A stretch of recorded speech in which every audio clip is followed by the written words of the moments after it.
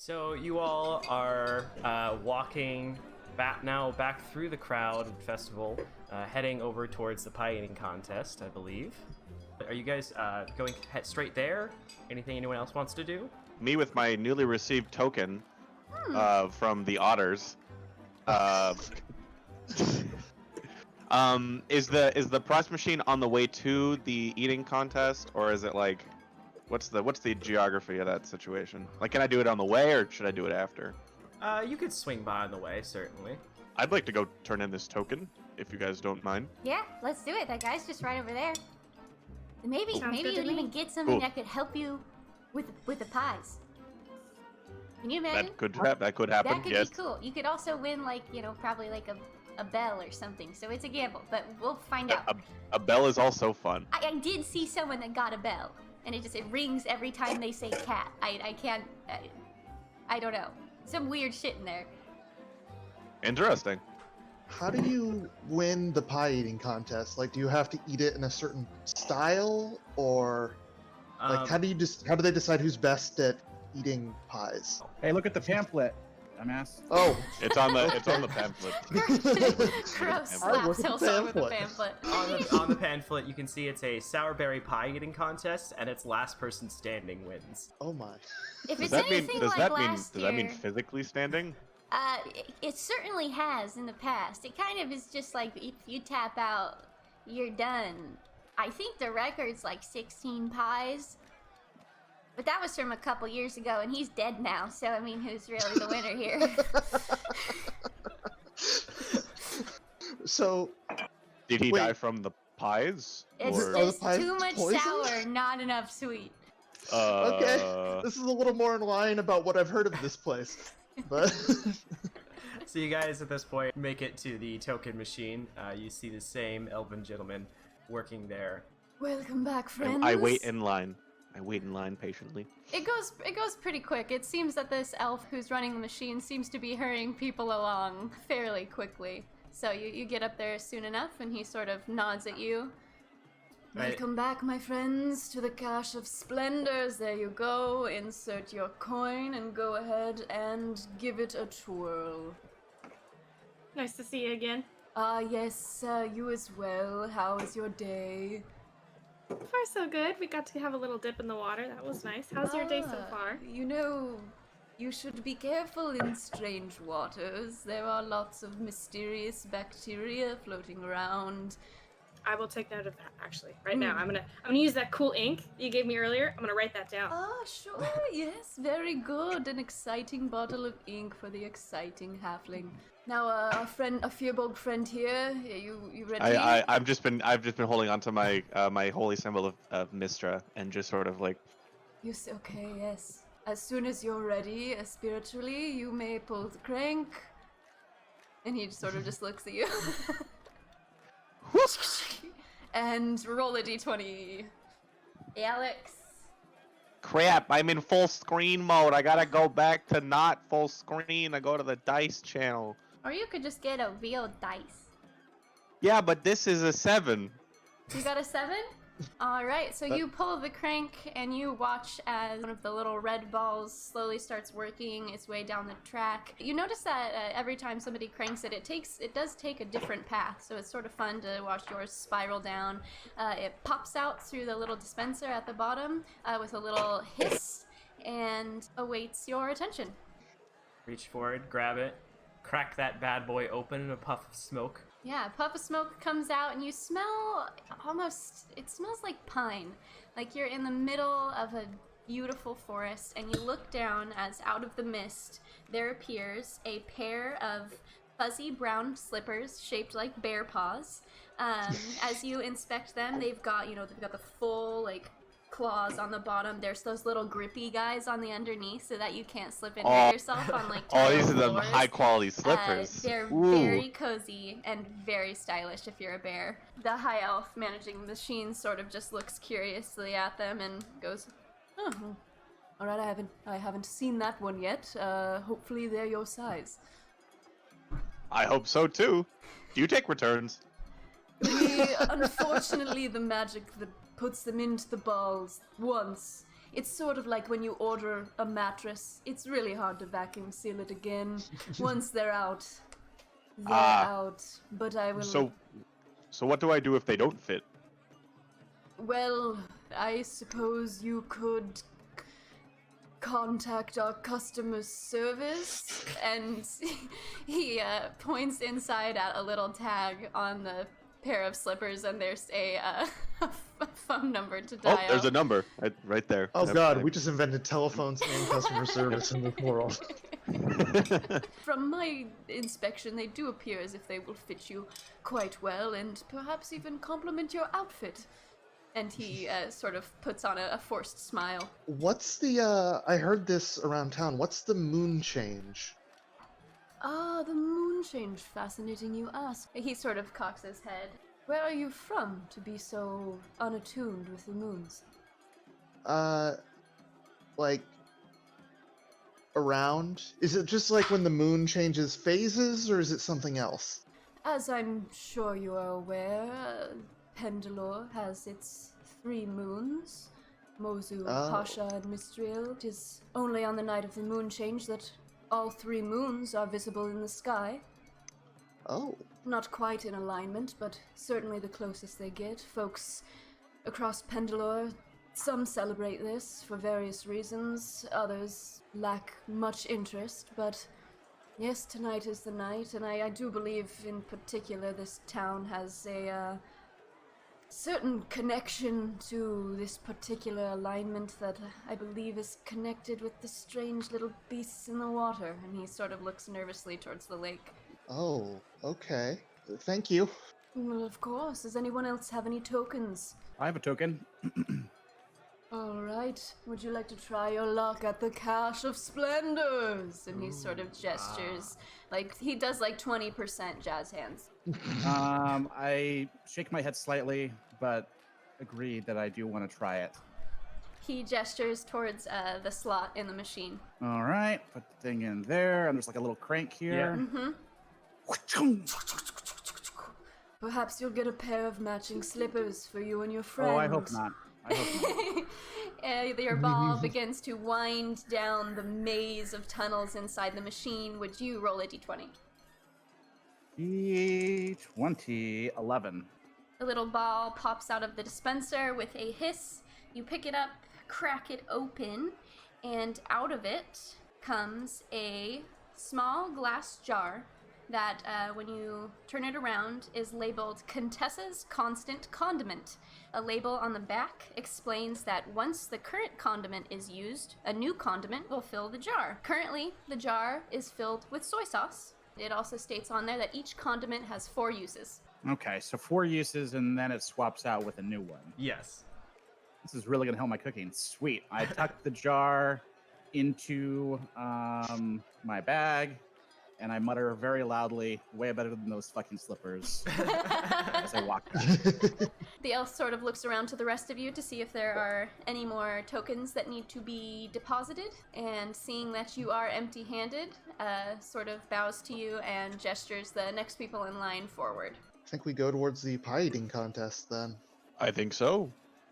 All right, and it's not too far of a journey later that you guys arrive at a large tent with several tables set up inside of it, and you can see on every table there is just rows and rows of different pies. They look to be, filled with some sort of red fruit of some kind, and the smell of them immediately hits your nose as you walk into the tent. A very strong, sour smell just begins to permeate up through your through your nostrils. You see Dell sort of scrunches her face and just goes, "Oh, you never quite get used to that one." What is that smell? Oh, goodness. That's what we're gonna be eating. I hope you're ready. Oh god, I You hope were they taste kidding. better than they smell. You see an elderly gnome woman shuffle over and says, "Are you dearies looking to join the pie eating contest? All right, go ahead, pick a seat. We're going to start in about 5 minutes." She walks away and begins to help some other people. Is everyone competing, or only some of you guys going to compete? I'm definitely gonna compete. I'm a halfling. Let's in. go. Okay, everyone. I am not. I'm going to stand back and watch in judgment. Okay. I like Perfect. pie. Uh, Are these actually going to kill us? Oh, no. It's not gonna. You see, the death I mentioned earlier, it was more or less unrelated as far as I was told. And I haven't personally ever seen anybody die from eating the pies. And really, I feel like once you get like a couple bites in, it's sort of, your mouth goes numb to a point where you can enjoy it. Okay. And- I'm sorry. Are you saying that these berries are poisonous? Oh, no, not at all. Just they're an experience. And she sort of like nods her head. Like, you get what I mean. I don't know. Yeah, don't. she Sit winks down at very Felix. I nervously. see you understand. I see we're on the same page. Very good. You're gonna do well here. And kind of pats Felix on the knee. I will And- take a seat as close to the center as I can.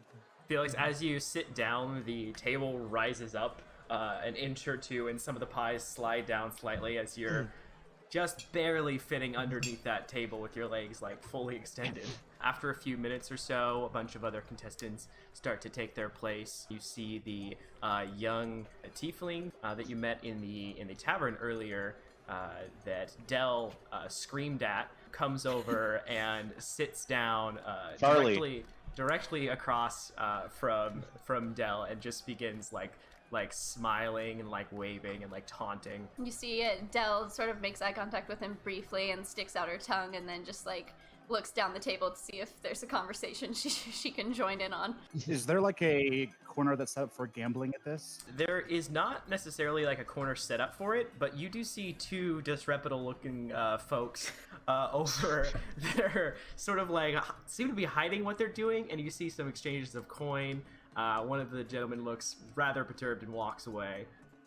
I walk over to the other remaining gentleman. So you can see there is a Fearbolg with a large bristly mustache and a top hat standing there. And as you walk over, he says, "Oh, hello. Are you looking to place a bet?" Yes, I would like to wager 1 gold piece on the halfling. And I gesture towards Emma's character. Yes. On the And halfling. like, and then we pan over to Jen, and she's like stretching her tummy out. Ba-da-ba, ba-da-ba. Hillsong is just Interesting watching her choice. like go back and forth. Like, what? And what was the coin you wanted to put down? 1 gold piece. 1 gold piece. So boring. Why not make it interesting? Say 10 gold pieces? I'm not super wealthy. How about 1? 2 copper pieces. 1 gold piece. Very good. I love the honesty. I'm just not that rich. I can't do that. I'm really sorry. I'm a sous chef at the bar in town. I apologize for my poverty. We haven't even started a single campaign yet. I have not won any money. I'm very poor at the moment. Maybe next time. He looks, albeit a little disappointed. He does smile again and says, "Very good. 1 gold piece." And takes Alright. it from you. And, you see him walk over and talk to a few other people, and he begins, every time he talks to someone, he just makes a little note on his notepad and, goes to the next Okay. person. I would like to position myself where I can make direct eye contact with Emma's character and be her hype man. And if there's any roles that I can do to encourage her in this contest, I would like to make those roles at whatever time you feel appropriate. Excellent. Okay. You see the elderly nobleman says, "All right, is everybody ready to begin?" Dell burps loudly. Ah, Delilah. So nice to have you back another year. All right, bring on the pies, Marie. And you see Charlie says, Are you gonna puke on another contestant this year again, or are you gonna keep the pies inside of you?" Fuck you, Charlie. Okay. And there's a little But bell before that we rings, begin- and everyone just starts going. Felix he had it before we begin. I just want to say, good luck, everyone. Ding, ding, I ding, hope we ding. have a wonderful. Oh All God! of a sudden, pies drop out in front. It's just 1 pie in front of each person. And I would like everyone to make a Constitution check that is participating. I have a question. Yes. As a large, vaguely bovine creature, would I have any sort of one up in the covenant? At this point, no. As you begin to bite into the pies, the first thing that immediately hits you is just the sourness. It gets in like your nose, it gets in your pores. It's like you have it on your hands and it starts to like sour your fingertips somehow too.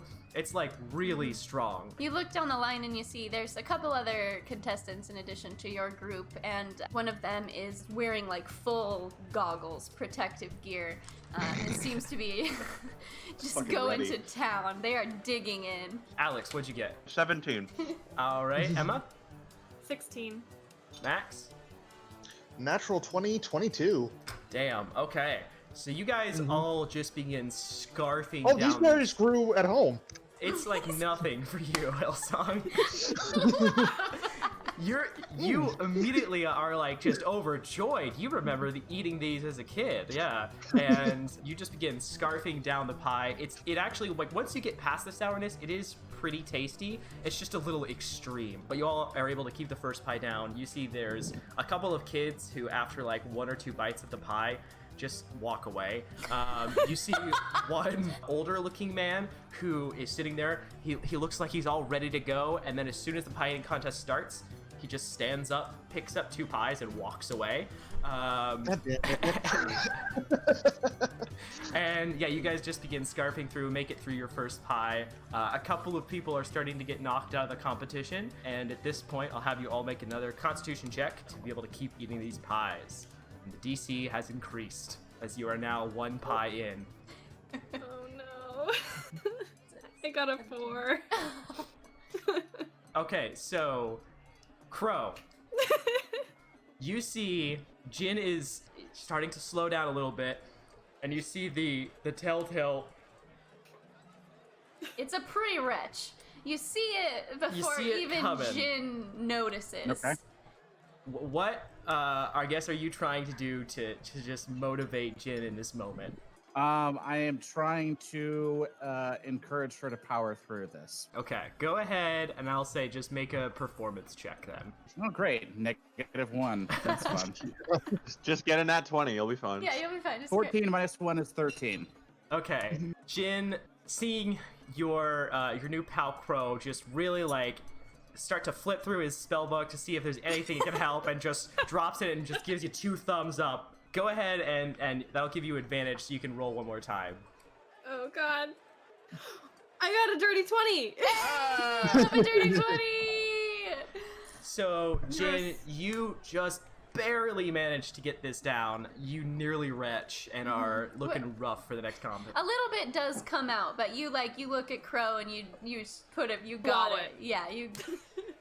And you see there are 4 or 5 people that just immediately vomit all over the table next to Oh, you. God. Like just people are just hurling. A couple of people give up and like walk away. One kid starts crying, and it looks like the herd has been thinned dramatically since that last round. And Alex, Max, I'm sorry, did you guys give me your numbers? I got a 21 with a natural 19.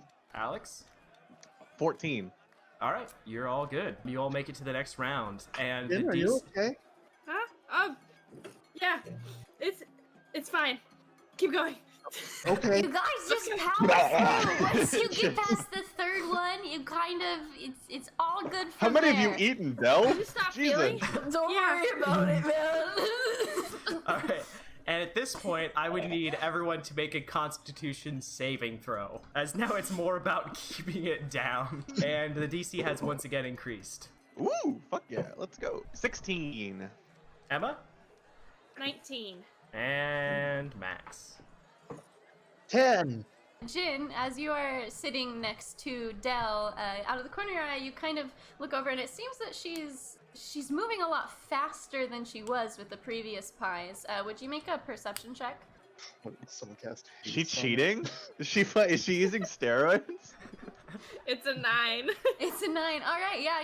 You look over and you're like, wow, she's really hauling a lot more than she's just. That pie is disappearing faster than you really can understand why, but you are too focused on your own stuff to really give much mind to that. And Hillsong, It's at this point that the pie begins to win the battle. Felix and Jin, go ahead and make dexterity saving throws. Projectile vomit. You see a very concerned looking halfling teen dressed in all black, kind of like a stagehand, rushes over to Hillsong and plants a bucket in front of his head and then scurries back off the stage. I got a dirty If I 20. hit you, I got a good luck 19. keeping it down. You guys both start to see the vomit start to spray out of Hillsong's mouth, and you turn away at the right time. The first initial burst just kind of goes shotgun out, and then you manage to get the rest of it into the bucket. And Hillsong, you were eliminated from the pie eating contest. I don't feel good. Walk away and try to force a good berry down my throat. Okay. Oh god.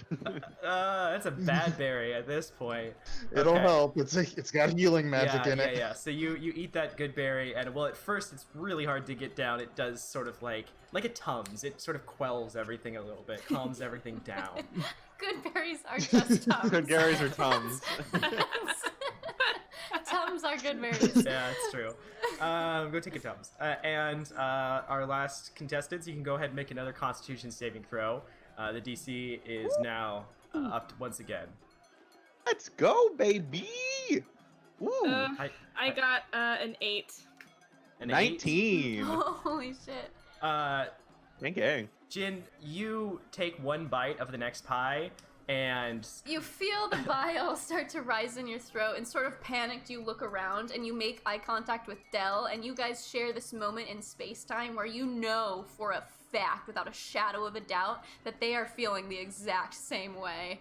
And that is right before Dell vomits everywhere. unfortunately, a little Does bit of it Charlie is on does you. Charlie vomit? You can see, looking over at Charlie, he is no longer there. You can see like a pie and a half was eaten over there. It seemed like he got eliminated round 2 and quietly snuck off after talking What shit. a instigator or agitator. Agitator. Oh god. Do I yarf?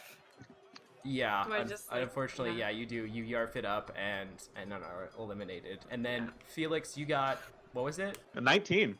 A 19. That is just one above what you needed. A 18 was the DC, and you Oh, just fuck. barely managed to hold down that last pie. And you can see the competition is starting to thin. There are only 2 other people left at the table, and they look real shaky.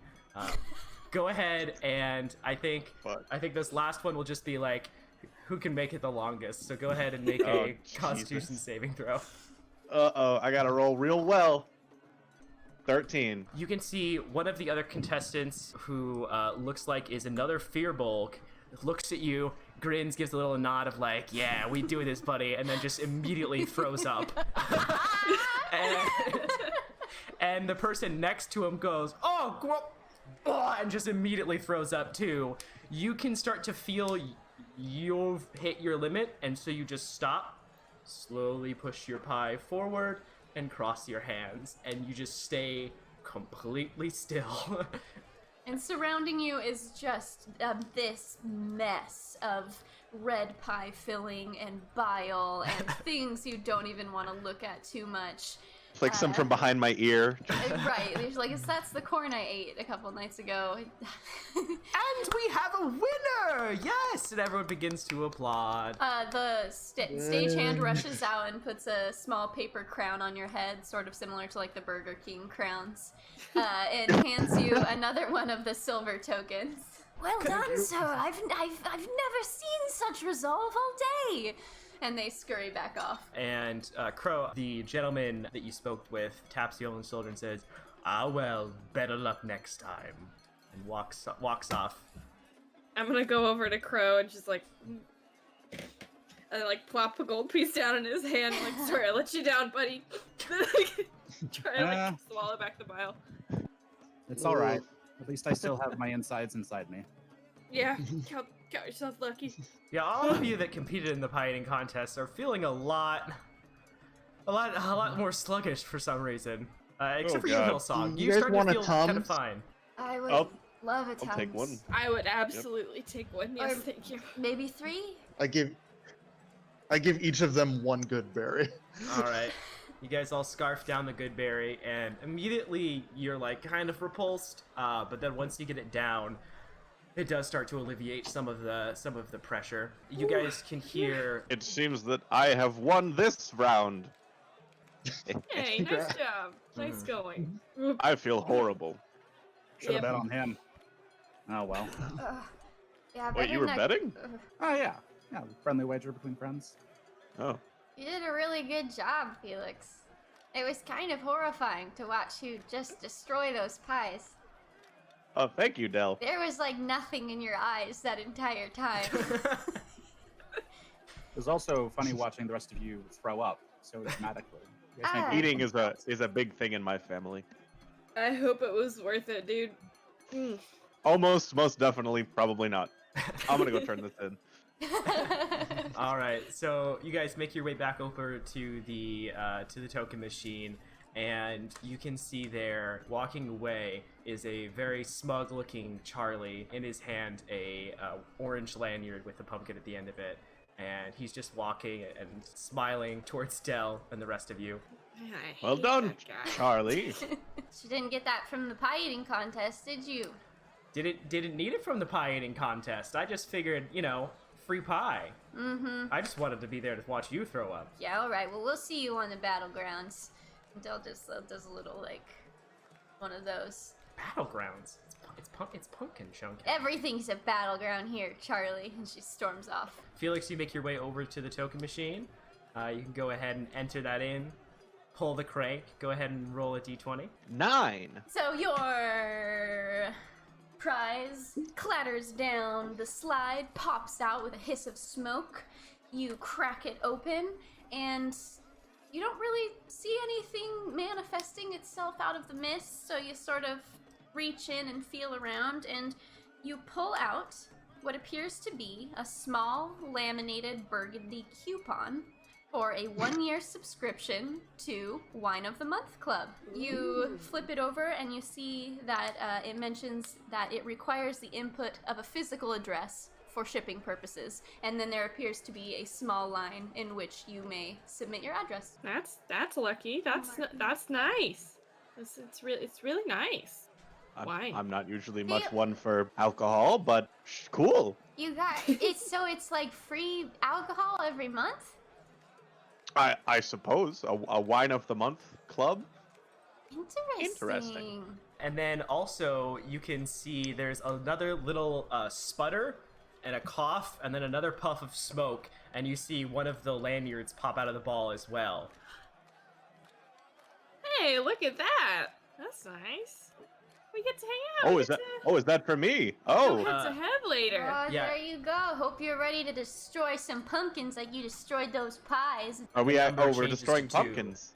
Oh, I mean, I see. think that's sort of the idea. I mean, you're chunking them, so I think that's got to be mildly destructive. All right. So where would you guys like to head next? There's a strength contest. There's also bobbing for sea strawberries. That sounds like a lot of fun, Some of us have experience with the sea strawberries. That might be a nice Very true. respite after this awful torment we had to go through. Have you guys seen anywhere that sells maps? Hillsong, I have one if you'd like to look at it. Do you want it for keepsies or? Because No, I can just look at it. Oh yeah, go for it. Thank you. Of course. So I am just going to be looking over that and kind of just following the group wherever they go. All right. Is anyone wanting to head anywhere in particular? I personally would like to do the strength contest. I'm always good for a good, always happy with a good strength contest. Like to try my hand. I'll go with you. And at that point, Del sort of looks around and says, "Yeah, I think I'm gonna catch up with you guys later. I got a couple things I need to attend to." And then she just starts sidling off, arms crossed, looking Why did you around say through that the so crowd. strangely? Say what so okay? strangely, she says over her shoulder before Are you disappearing okay? into a throng I of don't- people. "I'm gone now, Felix," you hear the voice. Are you up to something? Oh, Yes! oh, she's gone now. Where did she go? You guys begin walking over there, and you can see these large wooden trebuchets set up in this open field.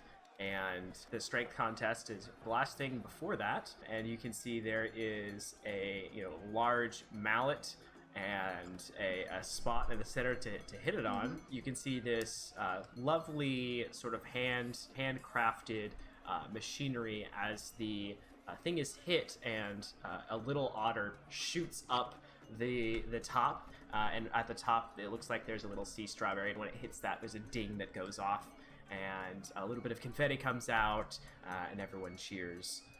There is looks like a Goliath standing there. I just love these little otter-themed things. They just make me so happy. They're so and the little cute, strawberry. aren't they? It's so cute. Ugh, I love them. Greetings, friends. Have you come to test your luck against the sea strawberry of doom? Why, yes, we Yes. have, friend. Ah, valiant adventurer, your sacrifice to our cause is wildly appreciated. And he bows and extends the mallet to you. Do you want to take after one you, again Jin? first? Oh, well, sorry. No, Well, please. After oh. you. All right. Well, thank you. Okay, so Jin does the whole gets ready, takes the mallet. Go ahead and make an athletics check. You're a symbol of athletics. 16.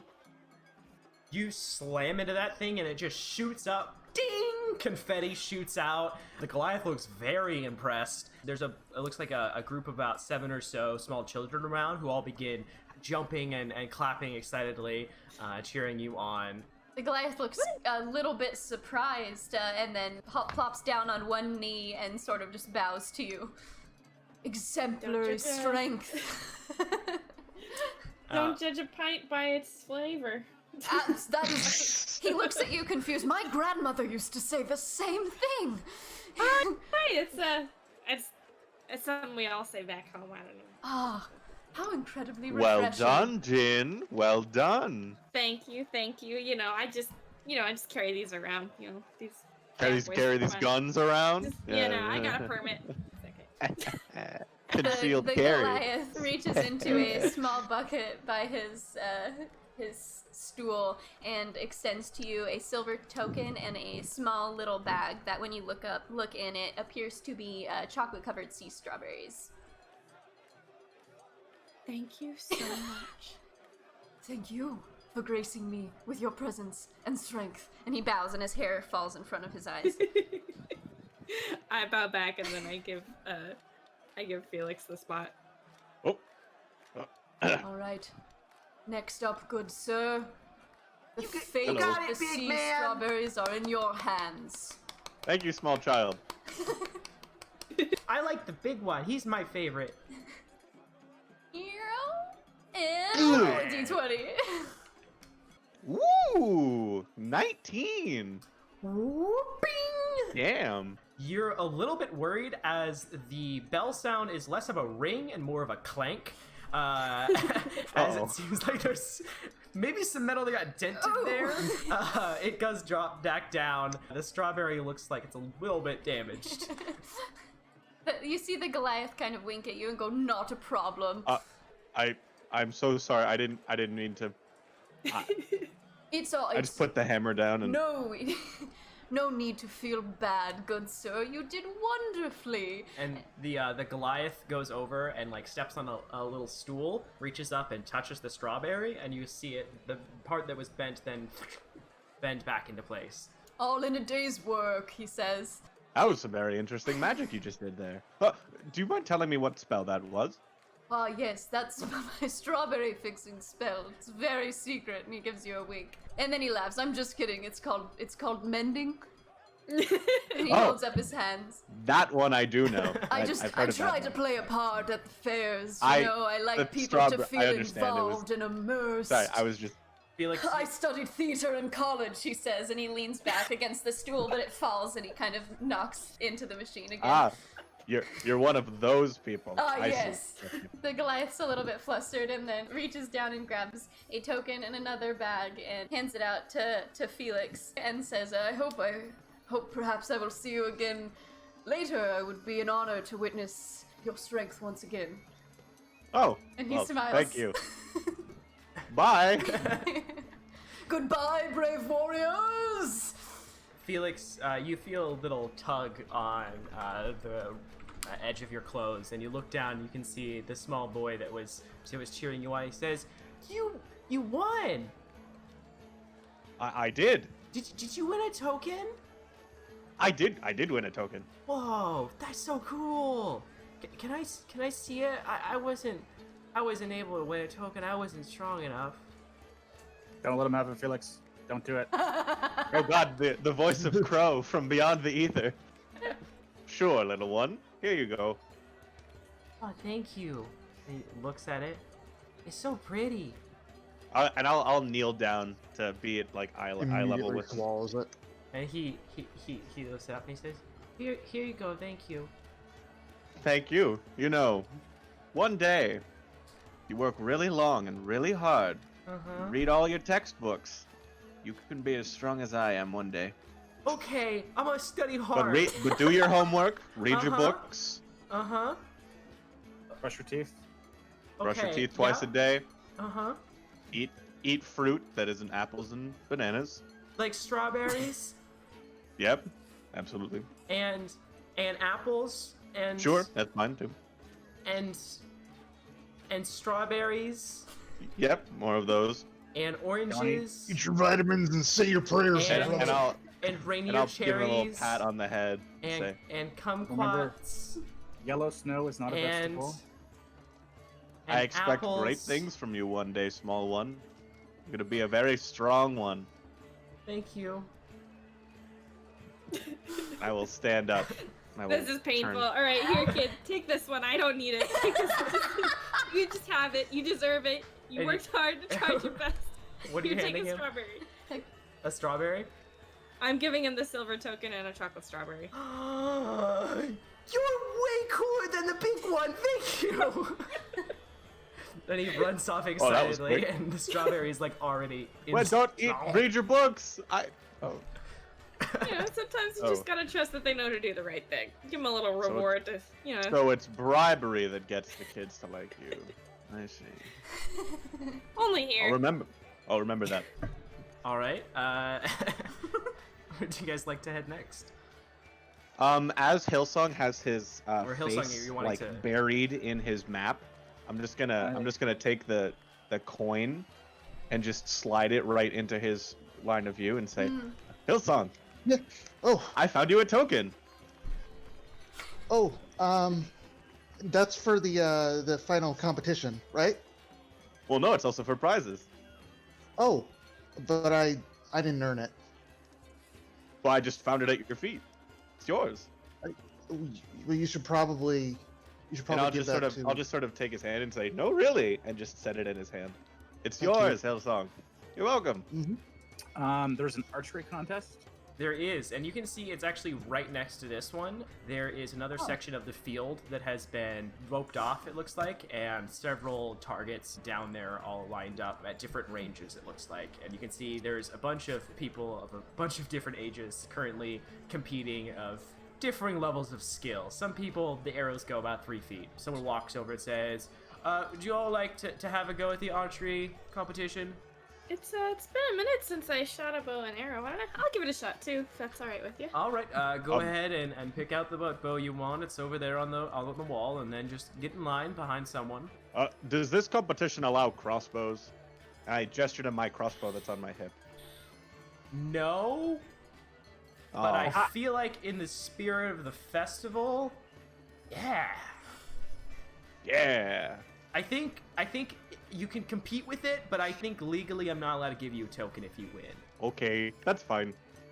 It says so in my OSHA worker guidelines pamphlet. It says right here in my OSHA worker guideline pamphlet that yeah, I can't. Anyways, he says essentially you're not fighting against other people. It's all about your score. If you score 30 or higher, you get a token. If you don't, tough luck. You get 5 shots. And he points at a dummy target that's like set up at the front, and you can see it's marked with a different scores. It looks like if you get a bullseye, you get 10 points, and then 9, 8, 7, 6, and so on. And the current round finishes up, and you guys step forward and take your spots. So who is all competing in the archery competition? 3 Hillsong, are you putting down the map or? No, I am just continuing to look at the map. But I will quickly say good luck to everyone as they go towards the competition. All right. Thanks, Thanks, Hal. Thanks, Hellsong. I'll have each of you go ahead and make an attack roll with your new bows. If you have proficiency, you can go ahead and add that. 7 plus 4 is 11. Okay. 9. You got a 19. 19. Ooh. All right. So, Jid, you score a bullseye and get 10 points. Crow, you get 5 points. And Felix, you get 4 points on the first round. Do we need to be keeping track Yeah, of go these? ahead and write down your numbers. All right. Thank you for asking, Joe. Because we're certainly not going I to. mean, if I didn't say anything, then I'd be like, oh yeah, I totally won this. I got Totally I got got it. 48. I don't know. Hillsong, as you're looking at the map, you hear a familiar voice, and as you look up, you can see the same burly fellow that was whose house you were sleeping in this morning. As you see Roddy say, Oh. Hello there! Good to see you out and about. Are you enjoying the festival?" Yeah, it's really nice. He How are says, you? "Oh, I'm doing just great. Me and Winnie are going to be entering into the punkin chunkin contest." And he pulls out a lanyard and he says, "We're so excited to be competing. We're going to try to be on the team if we can." Have fun. Good luck. Are you going to be competing in the competition? Oh, no. Oh, you should. It's a ton of fun. No, I just get in the way. Don't. It's okay. You know, lad, you seem to have a real confidence issue. You gotta believe in yourself more. And he gives you a pat on the shoulder. Pardon me if this might be a little bit too forward, but how did you end up on a raft in the middle of the ocean? People that pulled you out of the water said you were barely alive and... Well, Oh, good shot, Jin! Wow, she hit it right in the center. Oh, that she did! I'll put Yeah. it on the wave. I'm like, yeah! Can you believe it? Everyone can make another attack roll. 14. 14 as well. 17. Felix, you land a bullseye. You get 10 points, and the other two of you get 9 points. Well, it was good to see ya. Gives you a nod. Good to see you too. I hope you enjoy the rest of the festival. Walks off. Did you see that one? I hit it. I hit the bullseye. I did it. Hey, nice one. Good Bro, job. bro, bud. did you see that? I did it. I hit the center. Ah, well done. Well done. I turn around. Hillsong! I mean, hit the center. He was using a crossbow. Good job! I mean, Just like, oh, no. He Tec- seems excited. Technically, Let's just, yeah, not say anything. it's not a bullseye unless you use a bow, but yeah. I mean, you don't see training wheels on this bow, do you? Go ahead and make another shot. 15. 10. All right. 20. Dirty 20. Dirty 20. So Alex and Crow, you guys both hit the bullseye again. Jin, you score 5 points on there. Yep, we're all tied at 24. Go ahead and make another roll. 12. Okay. 21. 16. All right. So all of you land a good enough shot to get up to 30 points. And so you've essentially already won with one shot left. And if you guys would like to, you can definitely take that last shot to pad your scores. I'm totally gonna take my last shot. Okay, go for it. Me too. Same here. Oh, 22. 24. 13. Felix, you score 8 points. The other two score a bullseye, and there is, a lot of clapping going on. Then he says, "All right, great job, everyone. Token for you." Hands one to Jin. Token for you. Hands to Crow. Good job, bud. And he keeps going. Thank you very much. Oh man, I'm kind of rusty. It's been a while. Final score, Jin with 44, Felix with 42, and Crow with 40. All right. So as you're finishing up that competition, you can hear a voice echoing over the carnival. "And we've got just one lanyard remaining, folks. One lanyard remaining. Punkin Chunkin will begin in 1 hour's time." Hillsong- we should go turn in your token. Yeah. You want a chance to get in, yeah. right? It's not mine though. It's it's not. Someone might get upset. No, it's totally yours. Regardless of it, It's I absolutely am- yours. I'm a wizard. I'm in tune with nature. I'm in tune with things like otters. I feel like the universe is giving you a sign. You need to get this land. We all believe You're in a you. wizard? I am a wizard, yes. Oh. Okay. I need to bust out this wizard thing more often. I say to myself, not out loud. Yeah, you have to at least turn in the token. Okay. I'll go. Yeah, let's do that. Hey. So Hillsong begins sort of like awkwardly walking towards, it seems like the opposite direction at first of the token machine, and you all quickly correct that and begin heading. We circle around and kind of hustle him over. Oh god. And you guys find yourself in front of the token machine. You see there is now a very long line of people starting to build up behind you guys and in front. You wait in line for about 15 or so minutes. Oh to well, see there's lots so many people in front. Someone's already probably got the Get in lanyard. line, get in line, get in You're line. good. You're good. and you hear, some swearing from some teenagers in front. It's like, oh man, I should have had it. It's like, well, there's still time. We got to get more tokens, and they go running off. Now, who all has tokens that wants to use them? I have one, but I'm definitely gonna wait for Hillsong to go first.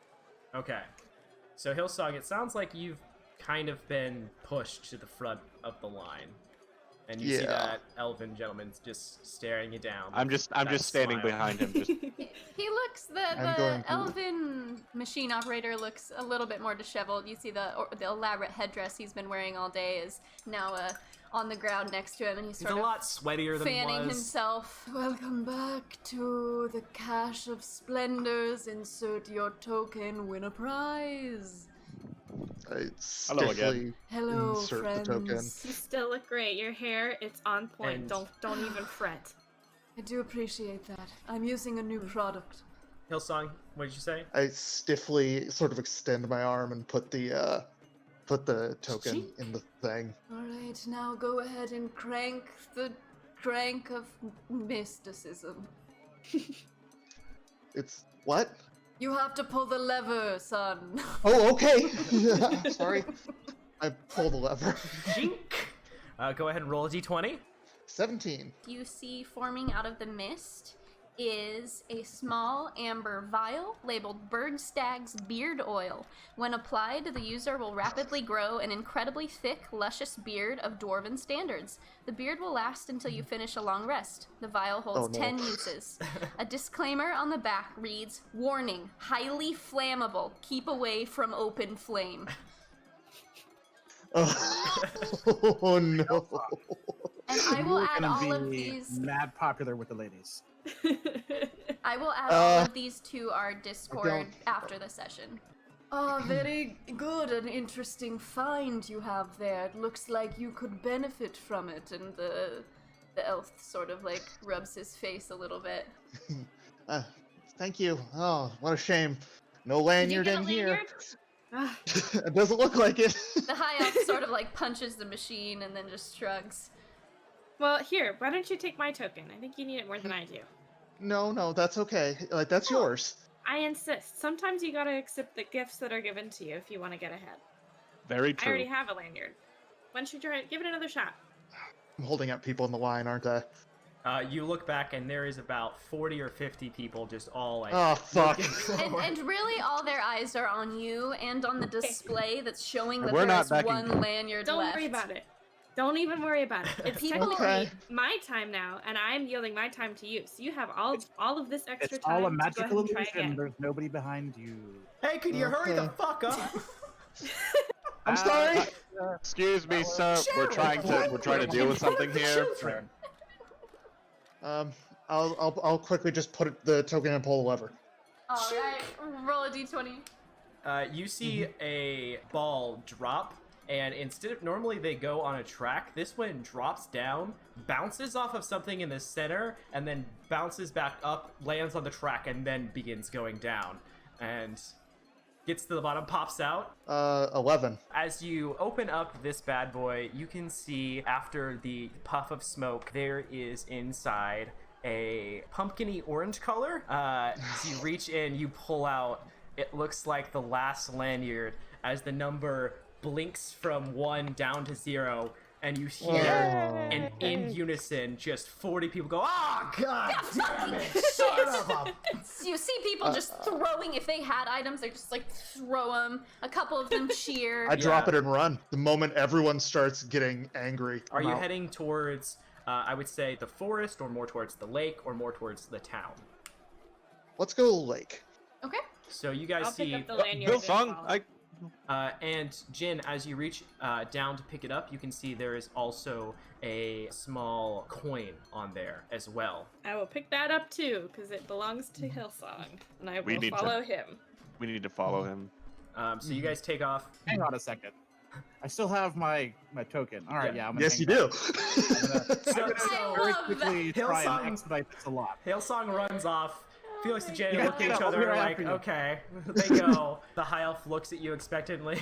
Go ahead and roll d20 as you enter the coin and crank that. I got a 9. So this pod rattles out, similar to the last one, although it seems to take a little bit longer than usual. You pop it open expectantly, and all of a sudden your arms sort of drop. It's a lot more weighted than the items we've seen pop out of here so far. And you are holding in your hands an interesting looking contraption. You see a little tag, and it reads, "Travel-sized George Forgeman Grill. This portable, collapsible grill will easily fit in a backpack and is convenient for camping." That's sick. All right. Love me a George Forgeman. Yeah, Get George Forgeman, out of my the greatest owl bear. dwarven blacksmith in all of Pendalore.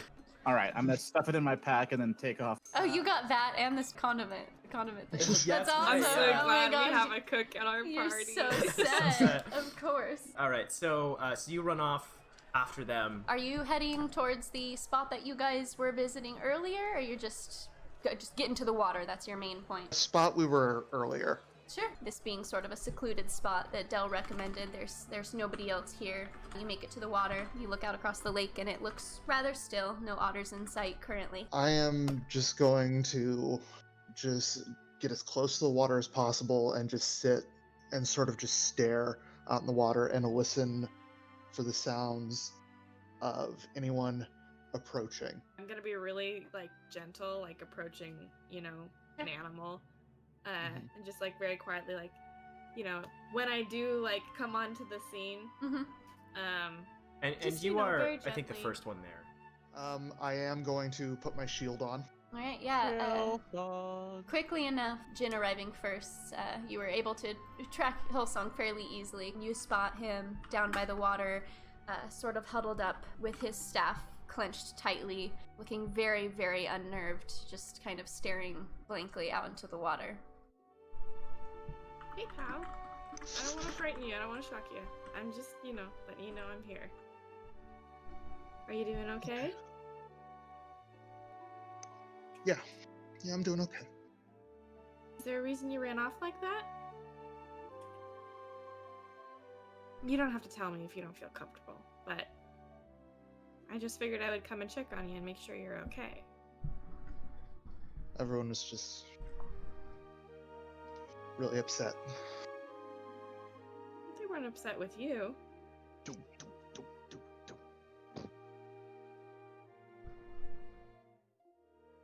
Hey, buddy. Hi. What's going on?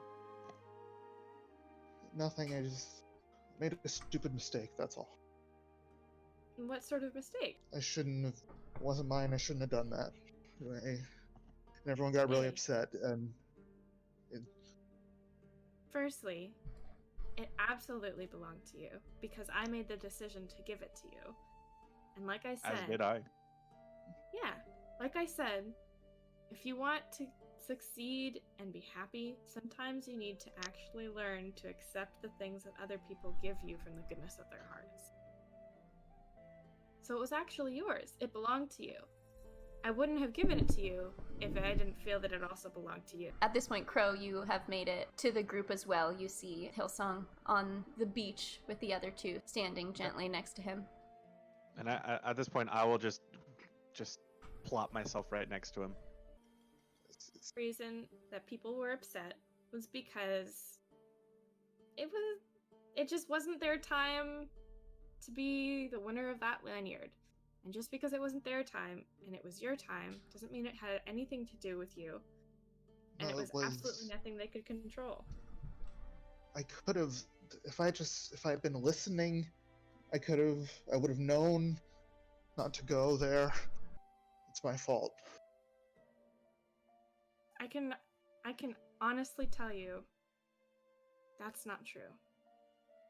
People go through pain and suffering, and a lot of the time it isn't their fault. And I can tell you this because I've seen it with my own two eyes. People get put through things that they're not ready to handle, and it's never anything they bring on themselves. You didn't bring this on yourself. No, you don't understand. If I had been listening to the Earth Mother like I was supposed to, she would have told me that people would have gotten upset, and she would have told me what I should have been doing instead, what I should have been doing this whole time, instead of sitting here and playing games. I shouldn't. What do you think I you shouldn't be should have doing been this. doing? I don't quite know was- if the gods work that way. They do. She does. I was supposed to be looking for something, and I got distracted, and I shouldn't have. What are you looking for? Look over at him. It's called the Legacy of Fire. Do you know what it looks like? It sounds very No. important, Hillsong. Clearly important to you. It is. It's the most important thing, and I need to find it. And I don't know where it is. I To don't. say, Do you potentially need help finding it? I think so. I at least am just, doing my thing here temporarily as a sous chef, and I don't have anything in particular keep me around Crow? here. I'm kind of... Say what? You're a good person, right? Well, I do my best. I've been through some difficult times, but yeah, I try to live a good life. Why do you do? You said you're a wizard. Why do you do that? Well, once a very wise person said to me, all we have to do is choose to do what figure out what to do with the time that we have given to us, and that's what I'm here. I'm trying to figure out what my place is in this world. So if I have a magical ability, I'm gonna try and do more with that. But it's not like okay, like that kind of magic. It's not. What are you referring to? Wizardry? That's from. Do you know who the serpent is? He's like a trickster, and he's responsible for all the badness in the world. And if you're listening to the Earth Mother, she'll teach you how to do things, but the serpent, he does other kinds of magic, and he tricks people, and he's very deceptive. Hillsong, I have a couple of questions for you. You can see the one sort of jovial, jolly face of Felix has now turned very cold and poignant, almost perturbed. Hillsong, how old are you? I think I'm 18. Who taught you to say all that? My people back home. Your people. Yeah. They taught you that the serpent is bad and that the Earth Mother is good? Pretty much, yeah. And you think what Crow does, and therefore by some extension what I do, to be bad? Well, you healed me, which is something the Earth Mother does. So, you're listening to her and healing with that. I see. But what about this? And I'll point my hand out over the horizon, and I'll shoot a firebolt, just screaming off into the distance. You guys see at first from the tips of Felix's fingers just a small flame begins to shoot out, and then all of a sudden there's this large surge of fire as this ball goes launching, and it arcs over the lake and it eventually lands in the water. Well, how did you learn how to do that? I taught myself how to do that. And I'm assuming Crow did the same with his magical abilities. I don't know. What do you mean you taught yourself? Didn't you have to be taught by somebody? There's some things that you can learn on your own. You know, my skills with a bow have mostly just come from practice, over and over again, shooting at targets until I got better. And while I did learn a few small magical rituals from others, most of it is learned from a book of Arcana that I have in practicing. So Yeah, those books are written by the serpent and his descendants. I mean, they're probably the ones that rule everything here. Let me tell you the story. It's a very important story to my people. Do you mind? Please do. Please do. You see, Hillsong's eyes kind of get like a bit of a 1,000-yard stare almost, and he recites all of this from memory. Mother Earth is the world, and the world is her. Her voice guides us towards exaltation. But mortals are vain and soon forgot how to listen, and so suffering is born. The first prophet was Mountain. It was her who first saw the suffering of mortals, and so she cried out to Mother Earth, "Why do you let us suffer so, Great Mother?"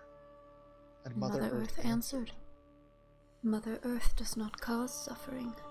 Mortals bring suffering upon themselves." Mountain listened to her words and knew the truth of them, and she wept. For how could she bring these words to her people that had long since closed their ears? Mother Earth dried Mountain's tears. It was not hopeless, for a mortal had finally listened once again. Mother Earth granted Mountain the legacy of fire. With it, there were none who could doubt the truth of the prophet's words. But mortals bring suffering upon themselves, and there were those who resisted the truth. The serpent was immortal. He saw the suffering of mortals and turned it to his pleasure. The words of Mother Earth were there to be heard, yet the serpent deafened himself rather than listen to her truth, for mortals bring suffering upon themselves. The serpent whispered lies to his people, and they denied the truth that stared them in the face. When they found themselves in the desert, they built a religion to worship their thirst. Mountain brought the legacy of fire to the serpent and his people, and the serpent slipped into the shadows. For none can stand in the way of Mother Earth's will, and mortals bring suffering upon themselves. Mountain brought peace to the world. All was well, and many heard the voice of Mother Earth. Her empire spread from the plains to the great ocean. All was prosperous. But the serpent was not destroyed, and one night he stole into the palace of Mountain and took the legacy of fire for himself. The serpent took the legacy of fire to his home deep beneath the streets. He tried to embrace its power, but evil cannot gain power from the mother's truth. So he cast it away, deep into the yawning abyss, where the souls of the damned meet their eternal rest. When Mountain saw that the legacy of fire had been taken, she wept, for she knew two truths above all else. That the legacy of fire had been the source of her power, and that mortals bring suffering upon themselves. Soon, mortals began to turn from the truth once again. The empire fell, suffering returned, and Mountain left to the wilderness with but a few of her chosen people. And that's the truth of it. Thank you for sharing that, Hillsong. Hillsong, I want you to know that I've heard of this. This legacy of fire, as you put it. You have? Where is it? What is it? That I cannot answer. I've only heard of it. Some ancient magical artifact. From where or when, I have no clue, but I have heard of this. However, I have never heard anything about Mother Earth or the First Prophet Mountain or the Serpent. That's to be expected. The Empire fell a long time ago. What have you heard? You just heard it was an artifact? What? I need to find it. Hillsong, how many people did you know growing up? I knew a lot of people. Like, How many people were in the village that you grew up in? If you grew up in a village. 200, 300? Gotcha. And why do you need to find this? Why do you, of all people, have to find this legacy of fire? Has something changed in the last 100 years? I need to. I need to find it and I need to take it back home. It was used to save and make everything peaceful and nice before, so if I find it, you know, it can do that again. And can get rid of all the suffering in the world. Do you know where it is? No, well, maybe. It's the only information I have is the story. The story said that the serpent couldn't use it and threw it into the yawning abyss, the underworld, the place where damned souls meet their eternal rest. I tried to find it, but it doesn't seem like anybody here knows where it is. DMs, does any of that ring any sort of bells?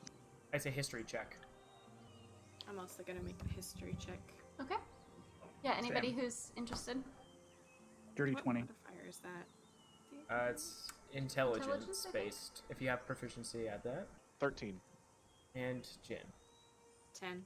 Crow, you've definitely heard of some.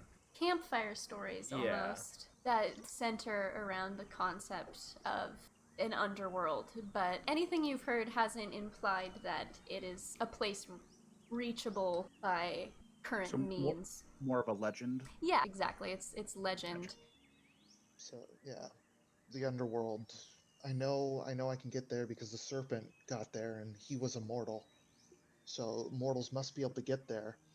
I looked on the map, Jim, but I don't know where it is. And there's two big cities here, and maybe one of those was Mountain's Palace, and maybe I could go from there. As you're don't know. saying this, Hillsong, there's a ripple out among the waves, and a small otter sort of peeks its head up, looks at you, and swims very slowly up to shore, where it just sort of flops on its back right at your feet and looks up at you with two adorable brown eyes. Hi. I reach out and I try to pet it. It lets you.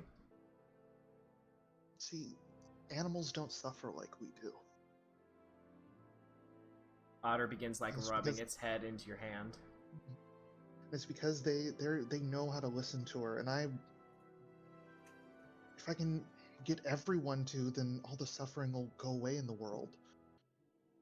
Just curious, what kind of suffering are you referring about? All kinds of suffering. Have you ever been sad? You ever had somebody be mean to you? You ever Do you fought assume that over animals something? don't? Do you assume that animals don't go through that? Well, animals are like killed by other animals, but that's different. That's feeding something. You know, it's part of nature. What about You illness? know, illness. What about if losing a loved one? if you can listen to the Earth Mother enough, you can be able to cure illness. I've seen it done. I know somebody who's able to do it. And yeah, losing someone can be sad, but you'll know that they've moved on. I know somebody who is so able to listen to the Earth Mother that he doesn't really die. He just comes back. And maybe if we all were able to listen as well as he could, then death wouldn't even be an issue. Who is this person? Hillsong? It's Mountain. The Prophet. mountain, like the first prophet mountain, Yes. is alive. Yeah. Yes. Well, he's he when he dies, he comes back. He's reborn. He taught me everything I know about how to listen. Have you seen this mountain character die and then come back with your own eyes? No, but I'm 18 and he's hundreds of years old. You know, he taught me how to listen, and I can hear her. And I make like the grass grow a little bit with Druidcraft. You guys see And there's like a good like 5-10 foot area where all of the grass just like rises up, and you can feel the earth shake a little bit as the plants begin to push through it. The otter that was next to you, Hillsong, scurries into the now taller grass and disappears there. Do you go off of this person's word, or is there more empirical evidence to state that they've been alive what for do you hundreds mean? of years? Other people, everyone knows he's been around for hundreds of years. Everyone's seen it, and sometimes his body dies, but then he comes back. He remembers everything. In the same way that you remember this story? No, I wasn't there for this story, but Mountain was. I sort of flash a look to Crow of concern. I give a very slight shrug. I'll look over to Jin as well, and Jin's kind of wrapped up in her head currently. She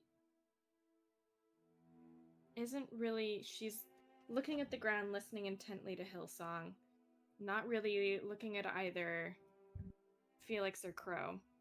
Without looking up, she's gonna say, Hillsong,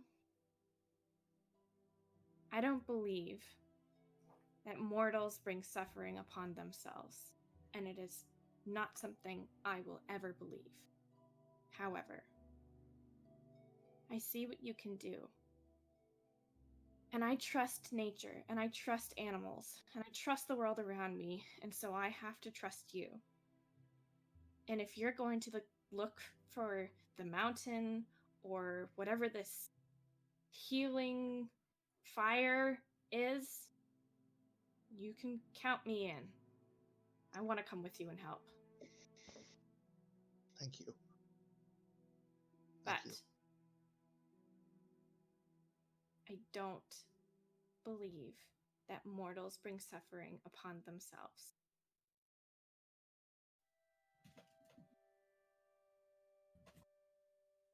Okay.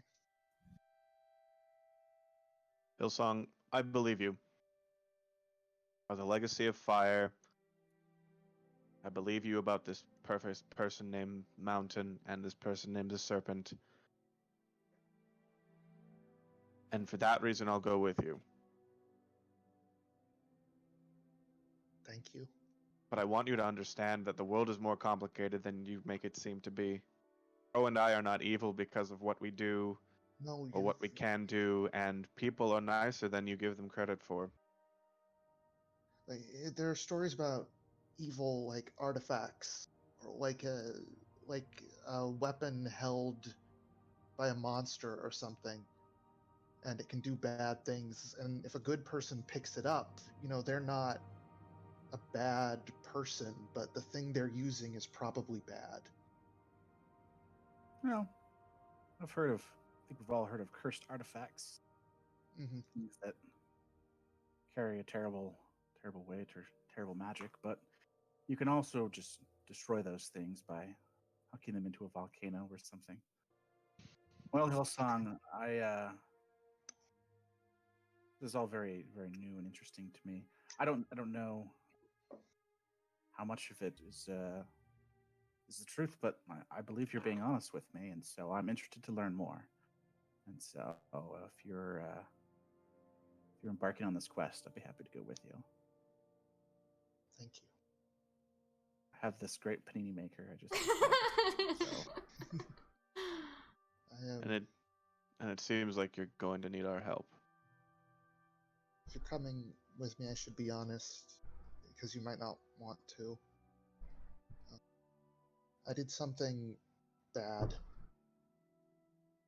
back home. Did you run away?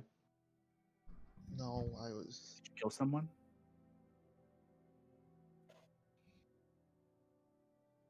I'm not allowed back until I can bring back the legacy of fire. It doesn't sound like something bad. What did you do? Why were you banished in this way? I don't like to talk. It was just very bad. Okay, and everyone was upset, and they wanted to kill me. And Mountain saved me. He stepped in and let me do this. And he gave me this armor, and he gave me my sword. He could have just let me die, and he had every right to do that, but he didn't. He gave me another chance, and I'm not going to throw that back in his face. Hillsong, I need you to tell us what you did.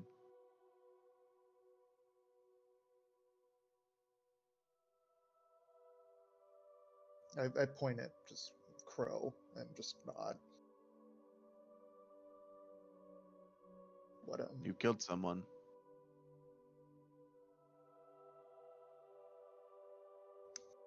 Was it in self-defense?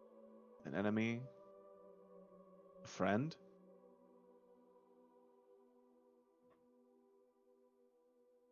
I just wasn't careful. It was an accident.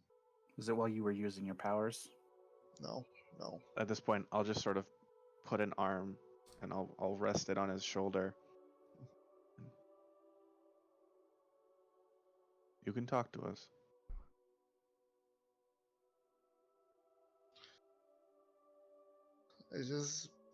There was this ceremony, and I wanted to go. I just wanted to go. And I went, and they didn't want me to go because they said it wasn't like I wasn't supposed to be there because I would spoil it for other people, and I tried to sneak in, and I knocked this statue over, and it fell on a little kid. I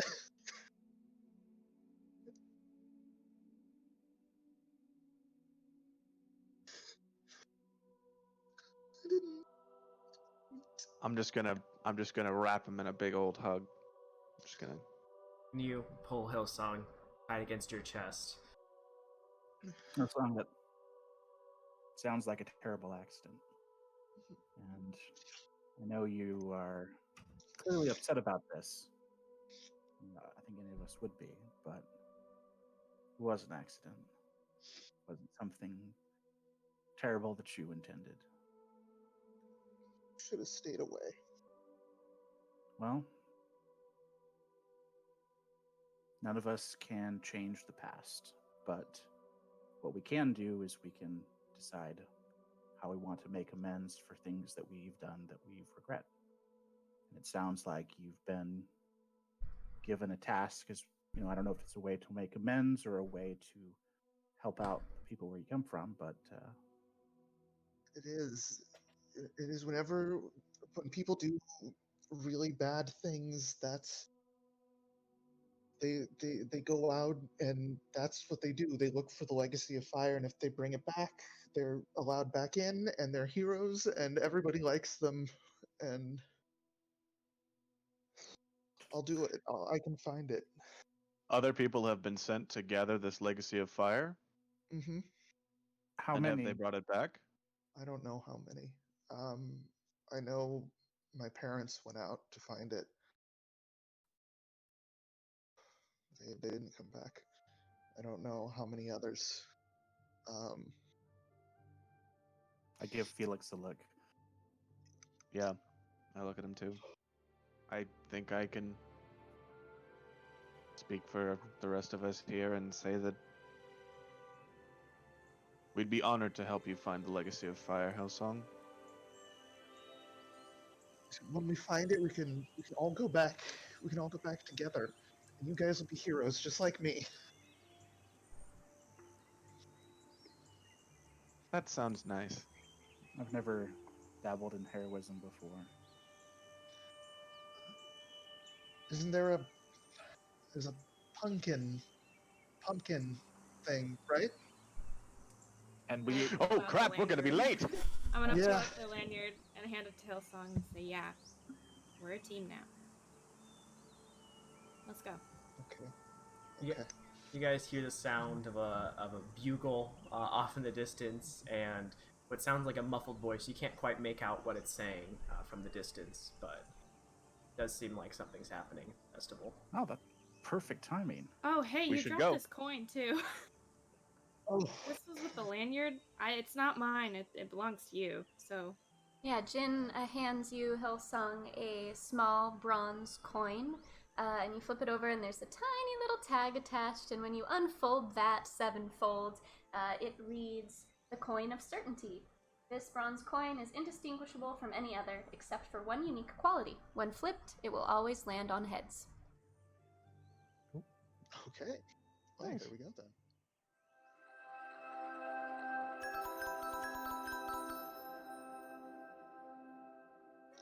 But, Okay. all right. As you guys Yeah. are walking back into the group of tents, you see there is a large group gathered over in front of, gathering in front of the Punkin Chunkin. It seems like people are starting to get their seats for the events. And all that jazz. What is this music? There's a just one sad-looking band with accordion, just trying their best This to play band carnival is trying, music. but they're sweating so hard, and It's clearly like it's been the whole day, and they've got one song to work with. As I walk in and listen to this horrifying music, I turn to Jin and go, maybe humans don't bring all suffering on themselves.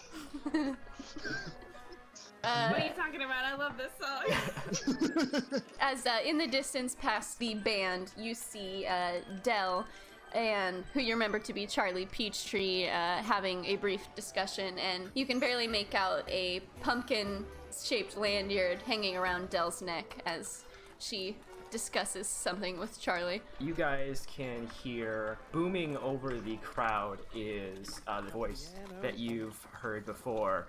There's some sort of loudspeaker system here. You're not entirely sure where it's coming from, but clearly a voice is being amplified through some means. All right, there, all you Otterlings.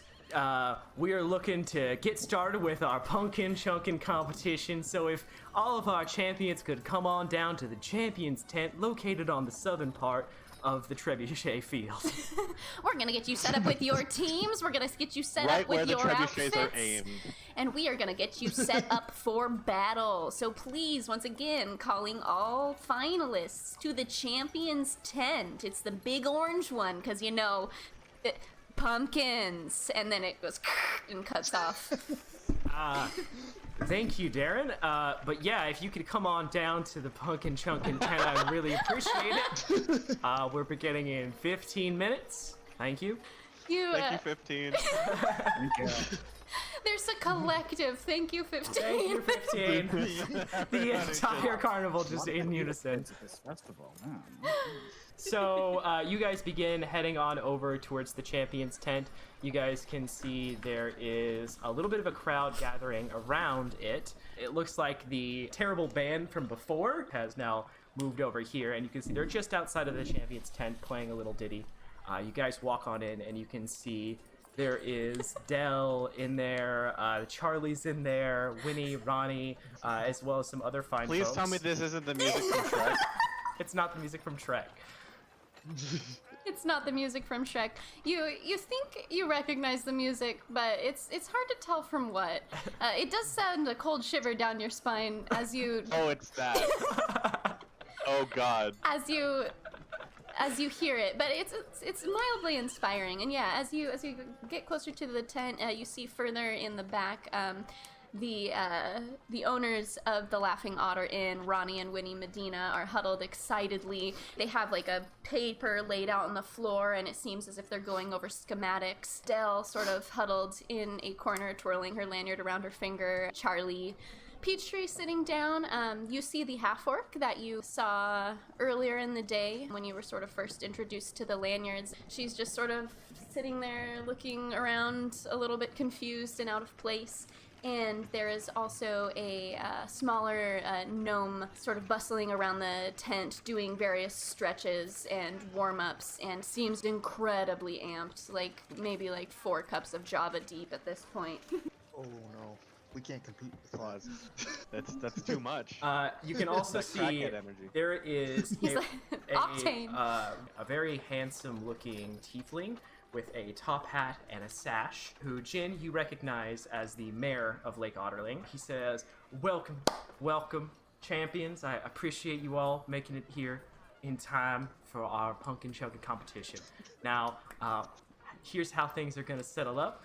First off, we are going to need to sort you all into teams, as you'll be operating on teams of 2 for the pumpkin chunkin. There will be 5 teams, 10 total contestants. Any questions so far? Will you be picking the teams, or do we pick them amongst ourselves? At this point, a small goblin pops up from behind the mayor in a top hat as well, although this one seems much more beat up. And he looks like the dollar store version of the mayor. And he excitedly says, "You'll get to pick your teams, but who knows who's gonna get to go first? We're gonna have a little way to determine that, and then we're just gonna pick them off one by one, and we're gonna see what happens." And he looks around excitedly. "Yes, you with the tall stature." Yes. One more question. Of course. What exactly are we doing? You're chunkin' pumpkins, my man, flinging them high, shooting the sky, seeds just raining down. I love pumpkins! All right, Darren. Thank you very much, Darren, for that just very enthusiastic explanation. I'll take over from here. Essentially, you will be chunking the pumpkins at targets that are going to be moving targets out there. We have some gnome volunteers that are going to be out in the fields with targets on them. Oh, There's different point system essentially, and I can explain that right now. Tell him about the guns. So, tell him about the guns, Mr. Mapleheart. There's also going to be potato guns for attack and defense of the trebuchets. Essentially, there are going to be 30 targets out there. The white ones are going to be the easiest to hit and are worth 5 points. Yeah, the gnomes, they've got like armor on, and it's painted, so it'll be easy to see. The ones colored in black are worth 10 points, slightly harder to hit. We've got our fastest gnomes colored in red, and they are worth 25 points. And then we've got our golden gnome, who, Jimmy, he's the quickest cat out there. At this point, the gnome that was running around excitedly in the tent pipes up, "Oh, that's my cousin. I'm gonna mess him up. I'm gonna lay into him." And he like takes a shot of something from a flask. At this point, the small what was he, a goblin? What's Darren? Goblin. What is Darren? We don't know. Darren takes off his hat, and apparently in there's just been some pieces of paper floating around, and he holds it out to each of you to draw a number. So if you would each roll a d20. 12. 17. 3. 19. So you each grab out your number, you take a look around, and you hear excitedly from the back of the tent, "Oh my goodness, I got the highest of them, Ronnie. This is gonna make it easy." Aw, these punks don't have a chance. Excitedly, this is our year. Winnie Medina links arms with her husband, and they put their foreheads against each other. Winnie reaches into her pocket and pulls out these bandanas that they tie around their heads, and it says #let's go on it. Goals. And Winnie looks over to Dell and says, "We love you, honey, but I'm gonna absolutely wreck you out there on the field today." Oh, I hope you have a great time and don't get hurt, but you're gonna eat dirt. And you see Dell just raises her lanyard up to her face and shakes her head. Darren points excitedly to Hillsong. "Well, you're next, buddy. Take a look around." And of course, you see your party members. You see Felix, you see Crow, Jin, you see Dell. Charlie Peachtree, the very strong-looking half-orc, and the younger gnome who expressed interest in pelting his... The one that is clearly inebriated. his family member out there on the field. I'm supposed to... This isn't what... I always get picked last. I'm gonna point at Jin. All right. Is that okay? Yeah, bud. Okay. We're gonna win. Darren points at Felix. You're next, buddy. Oh, I'm next. And yeah. Point at the half orc. Okay. Would you like to be my teammate? She sort of stands up, and you see, Felix, that she even rivals you in height. This is clearly a very strong contender, and she nods at you and says, "I appreciate it, Thrugma," and extends a hand. CIA got you pushing too many pencils, Dylan. She sort of blinks at you and says, "All right, then, very nice to meet you. I suppose this might be fun." My name is Felix. What's yours? Thrugna. Do you... How do you spell that? Sure, yes. It's a T. You have that? You ready for the next? Then it is an H. Then an R-U-G-N-A. Thrugna. I have never been to this place before. Have you done the punkin chunking? I have never been here either. This is my first year as well. Ah, very good. Well, let's destroy them, huh? And she holds up a fist bump. And the next pick is Zozo Shortjaw. Who's your teammate, Zozo? Zozo looks around, takes another sip out of his flask, stares each person down. He looks at Crow, and his eyes linger. You see his gaze sort of drift from the top of your head to the bottom of your toes, and then he points quickly to Charlie Peachtree, and he says, "You look like the one. Let's get out there and mess him up." And he runs over to Charlie and tries to chest bump him, but Charlie does not move. So Zozo just sort of face plants into Charlie's crotch, and there's an awkward moment. Hey, yeah, listen, we better win. Okay? I've got a lot of money on this. Darren turns to, well, I guess there's just Crow and Dell left. Well, how about that? Pick last. It's like it's preschool all over again. So Darren just sort of says, "All right, it looks like you two are together." And Dell just sort of nods at Crow and wanders over to stand next to him. "All right, next up on the docket," says Darren, "we're going to need team names. We'll just have you submit those when you can. We'll have you change into these," and he opens a suitcase, and there's a variety of outfits that look sort of like a classic soccer uniform with shin guards and cleats and the like. Now, as far as rules go for this punkin chunkin, no biting, no harmful spells towards anyone. We don't want any kind of magic missiles shooting around, please. However, other than that, pretty much anything goes. You're allowed to sabotage. In fact, the potato gun, since we had such a surplus of potatoes this year, will go to one of you not operating the trebuchet, and you can use that to try and bring down your competition. Now, I've got to go announce the event. I'll see you out on there, all of you out there on the field. Have a lovely time. And he walks on out. Before he leaves, actually, yeah? Can I do, real quickly, with everyone in the tent, can I do my Fearbold magic, detect magic? Sure. So casting that spell, I mean, immediately within the tent, yeah, you do see some things light up magical. It seems like some of the items that were gotten as prizes light up as slightly magical, just a faint glow. You can see that there is a few magical items, it looks like, on the mirror as he's walking out. It doesn't look like anything he's got out, but you do see a faint glow from him. And nothing from the half-orc either? Nothing, no. Okay. You do notice she has a beast of a hammer draped across her back. And you can hear a large cheer from outside, from the crowd, and you can hear the mayor's voice begin booming over the crowd again. And he says, "Greetings and salutations. Welcome, you very fine people. We are in for quite a showing today. We have punkin chunkin on the docket. We'll have 2 winners. It is from the team that scores the most points. As you can all see in your pamphlets, the rules are clearly outlined. Who's ready to get chunkin?" And the crowd just starts fucking erupting, starts cheering. They're getting hyped up and everything. Back inside the tent, you can see the gnome is like starting to sweat a little bit. so.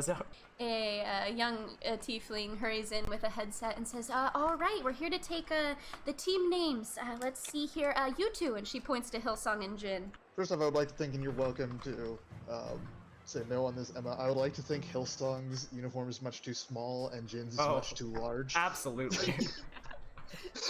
Absolutely. The tiefling PA sort of nods to Hillsong and Jin. So what are you guys calling yourselves? Well, we discussed this out while we were getting all dressed up. Sure. I think we're gonna go with our team name is Otter This World. You get it? Otter This World. Yeah. Okay, it's like a pun. It's like the like otter slides. Ronnie and Winnie are both laughing very hard. That is an adorable Oh my god, we name. should have come up with that one first. Oh my god, next year, honey. Next year, absolutely. I gotta credit Hillsong with that one. He was the genius that came up with it. Perfect. All right, and then the PI scampers over to where Crow and Del are. How about you guys? Got any name ideas? Team Victory. Team. Wow. The PA hustles over to where Felix and Thrugna are. All right, you two. Ragna, I have an idea. You're welcome to veto it if you want, but hear me out. Sure, let's hear it. Thrug life. Thrugna stares at you blankly for a moment and says, "Okay, but we are putting hashtag in front, yes?" Hashtag Thrug life. Hashtag I like very good, and Thrugna pats you on the back really hard. The PA goes, "Okay, hashtag Thrug life. Is that L-I-F-E or L-Y-F-E?" L-Y, L-Y-F-E. obviously. I'm sorry, I even asked.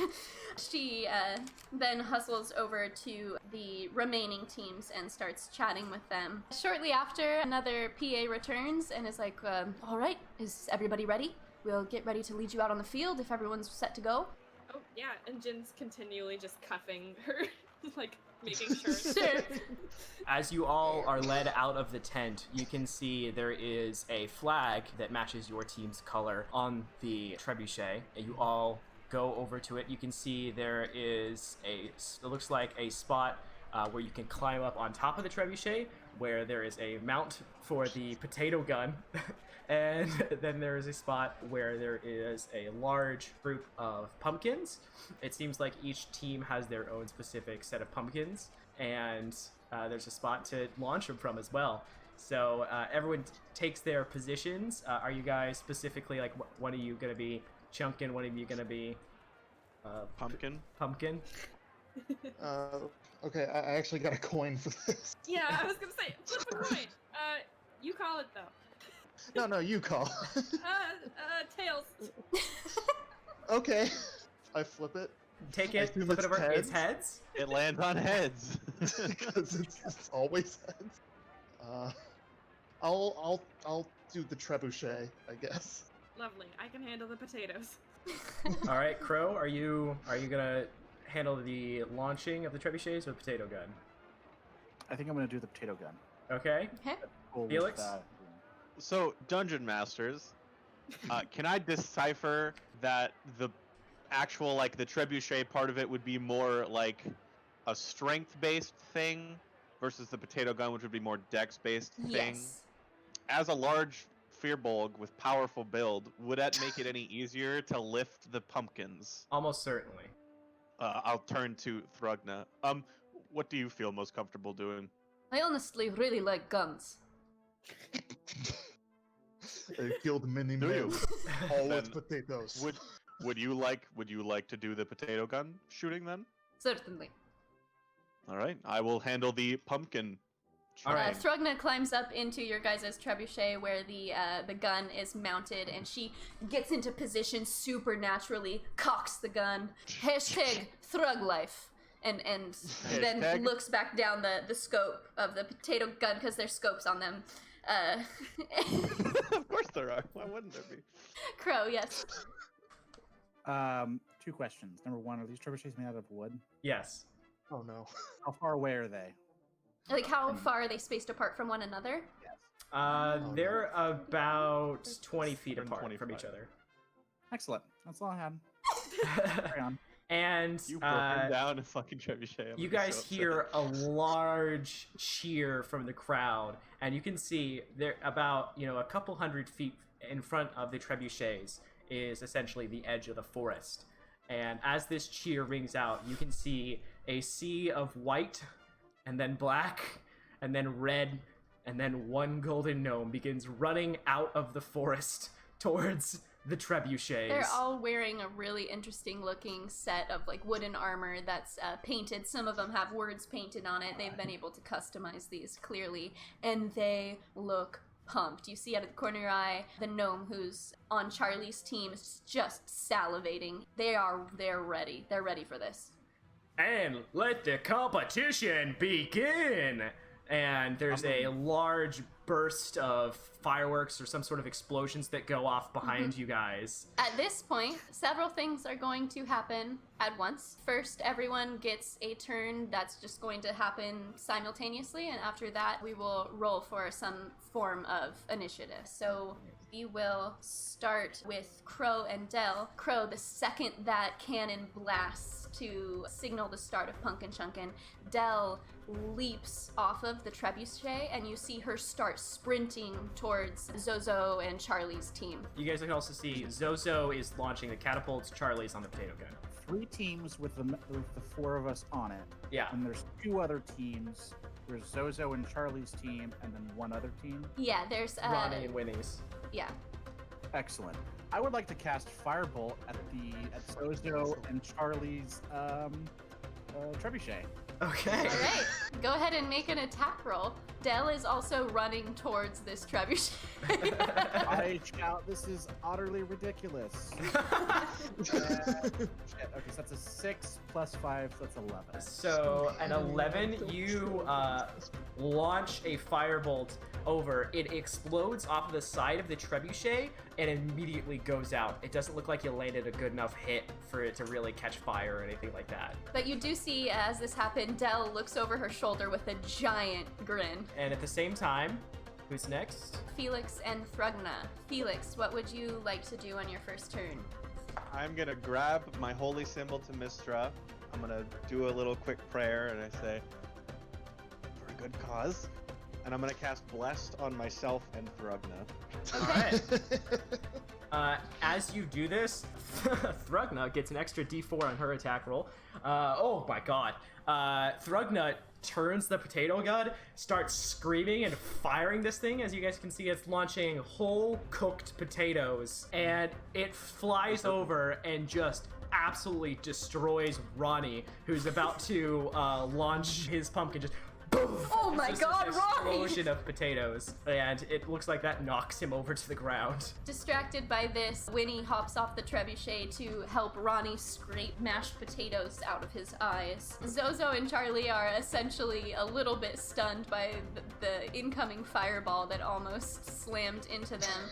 So Zozo's- Charlie's just hustling to try to get a pumpkin loaded into the trebuchet, but seems a little shaken up. Hillsong and Jin. How much space is between, like, the gnomes, would you say, that are running around? Right now, not a ton. They just ran out of the gate, so they're pretty clustered. Well, here's what I'm gonna do. Okay. I'm gonna put a pumpkin in the thrower, Okay.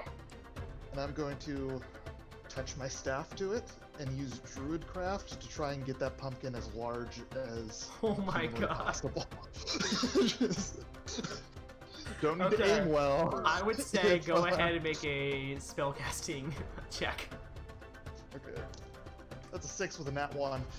Ooh. Oh, So you reach down and touch it, and the pumpkin grows in size slightly, but just rots almost all the way through. It's still held together, so you still have a pumpkin there, definitely, but it's not that much bigger and looks less structurally sound. Uh-oh. That didn't work.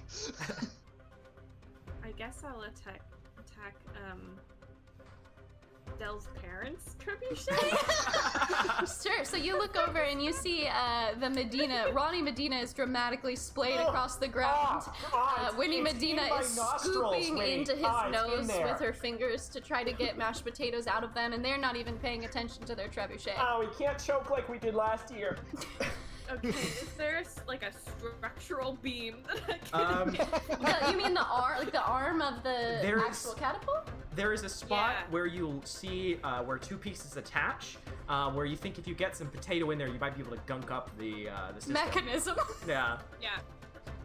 So you take aim and fire off a potato. Go ahead and make an attack roll. Okay. And you are not proficient with potato guns, so just add your dex mod. Okay, 19. Damn. You launch that potato in there, and it stays intact and just thunk, just wedges into it. You hear And Winnie stays go, there. "Oh God, Ronnie, they're coming for us still! Get down!" And she throws her body over his. All right, and We'll go ahead at this point. Have everybody roll initiative. Oh dear. Damn it. Why do I roll 19s and 20s for things that How don't matter? much is the gold one worth? 50 points. 50, thank you. Yeah, so it goes 5, 10, 25, 50. 25, yeah, and it's white, black, red, green. Or Gold, yeah. Sorry, gold. 16. I got a 12. 6. Okay, so Felix, you are up first. I am going to load up the pumpkin. Okay. And I am going to aim for a red guy. Okay, go ahead. You see one breaking away from the pack, and you quickly turn the trebuchet slightly and crank that lever to launch it. Go ahead and make a trebuchet check, which is essentially, an attack roll. And just go ahead and add your strength modifier. You know what? I'll say, since you're able to move this thing around a lot easier than everyone else, I'm gonna give you proficiency with it. Ooh, fun. Okay, and then I can add my D4 because of Bless, right? Correct. 18? So you launch off this, you see the pumpkin go flying through the air, sailing down, and you lined that shot up perfectly. As he's running, he sees it coming and just stops, and it splats right in front of him. Lifts up a middle finger and just keeps running. Damn it! That will be my turn. All right, next up is Thrugna, who, after seeing Jin make a pretty incredible shot with their potato gun, turns it in the direction of Jin and Hillsong and says, "That was pretty good." And Thank you. goes to fire at Jin, but unfortunately, the potato just kind of squelches out. Something was wrong with the mechanism, and instead of shooting it out, it just oozes out mashed potatoes. And Thrugna looks disappointed and looks over at Felix and says, "What the hell? What are we supposed Did you to add be a doing?" D4 to that? Fuck, I didn't. No, but I still missed. So next up is Jin. Okay, well then for that I'm gonna try and do the same thing to, So as Thrugna is smacking on the potato machine, she looks up and just sees the barrel of Jin's potato gun. going for the same, like, Okay, Come on, Ranger. go ahead and make an attack roll. Oh, it does not have to end this way, Ranger. well I got a 6. Yours does a similar thing. You look at Thrugna with this look in your eyes like, "I'll show you," but then just wet potato leaks out the end of your gun. And I'm just gonna try and make eye contact and be like, You share a knowing look with Thrugna. Hillsong, that's your turn. I'm gonna aim and fire the trebuchet. Yeah, fuck it. Let's go for gold. Let's splat him with a rock. Awesome. Go ahead and make an attack roll. You see just barely visible through the crowd. It looks like it's right in the middle, this golden gnome. 14. Sails, and you see a small hole open up in the crowd of gnomes as your pumpkin splatters in there. It looked gross on impact. It seemed to explode with some sort of green ooze. Crow, that is your turn. I'm gonna cast Firebolt at their trebuchet. At Who's whose? Trebuchet? Charlie's? Charlie. Yeah, okay. Charlie and Zozo's. Okay. Go ahead and make another attack roll. Dirty 20. Ooh. So go ahead and roll damage on that. Okay. Oh no. 1 damage. So you fire off this blast of fire, shoots forward and explodes. It looks like it just skims off the trebuchet, but then you see just a little bit of fire lift up and that area begins to catch. You see Del looks back and gives you a thumbs up, and then runs the remainder of the distance to Charlie and Zozo, grabs one of their pumpkins, sticks her tongue out at Charlie, and starts running back in the direction of your guys' trebuchet. Zozo's gonna launch, I think. With the pumpkin finally now put in by Charlie, he takes aim and he says, that golden bastard's mine. No. No! No! Please tell me no! Please tell me that asshat didn't just crit. He did.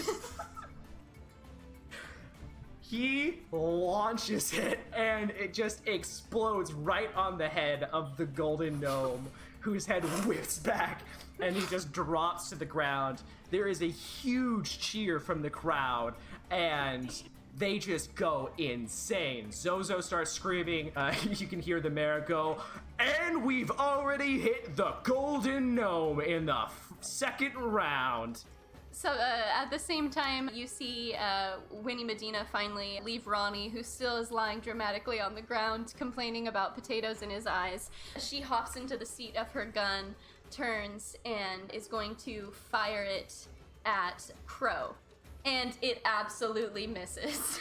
We're back up to Felix. Fuck, did they already hit the gold one? Crap. Red boy. You launch it off. Go ahead and make an attack roll. Hashtag blast. 12. This one goes wide, and it looks like just misses everybody. Explodes on the grass in the distance. Is the gold one... Did he get back up and is still running around, or is he is? It looks like out right now. Okay. He just got beamed like a second ago. There's only one gold one? There was only one gold one, but I mean, if he gets back up, you can hit him again.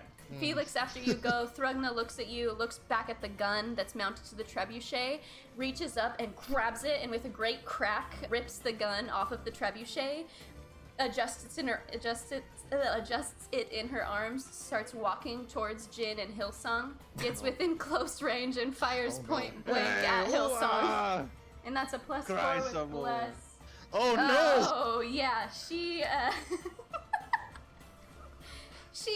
did really well with that.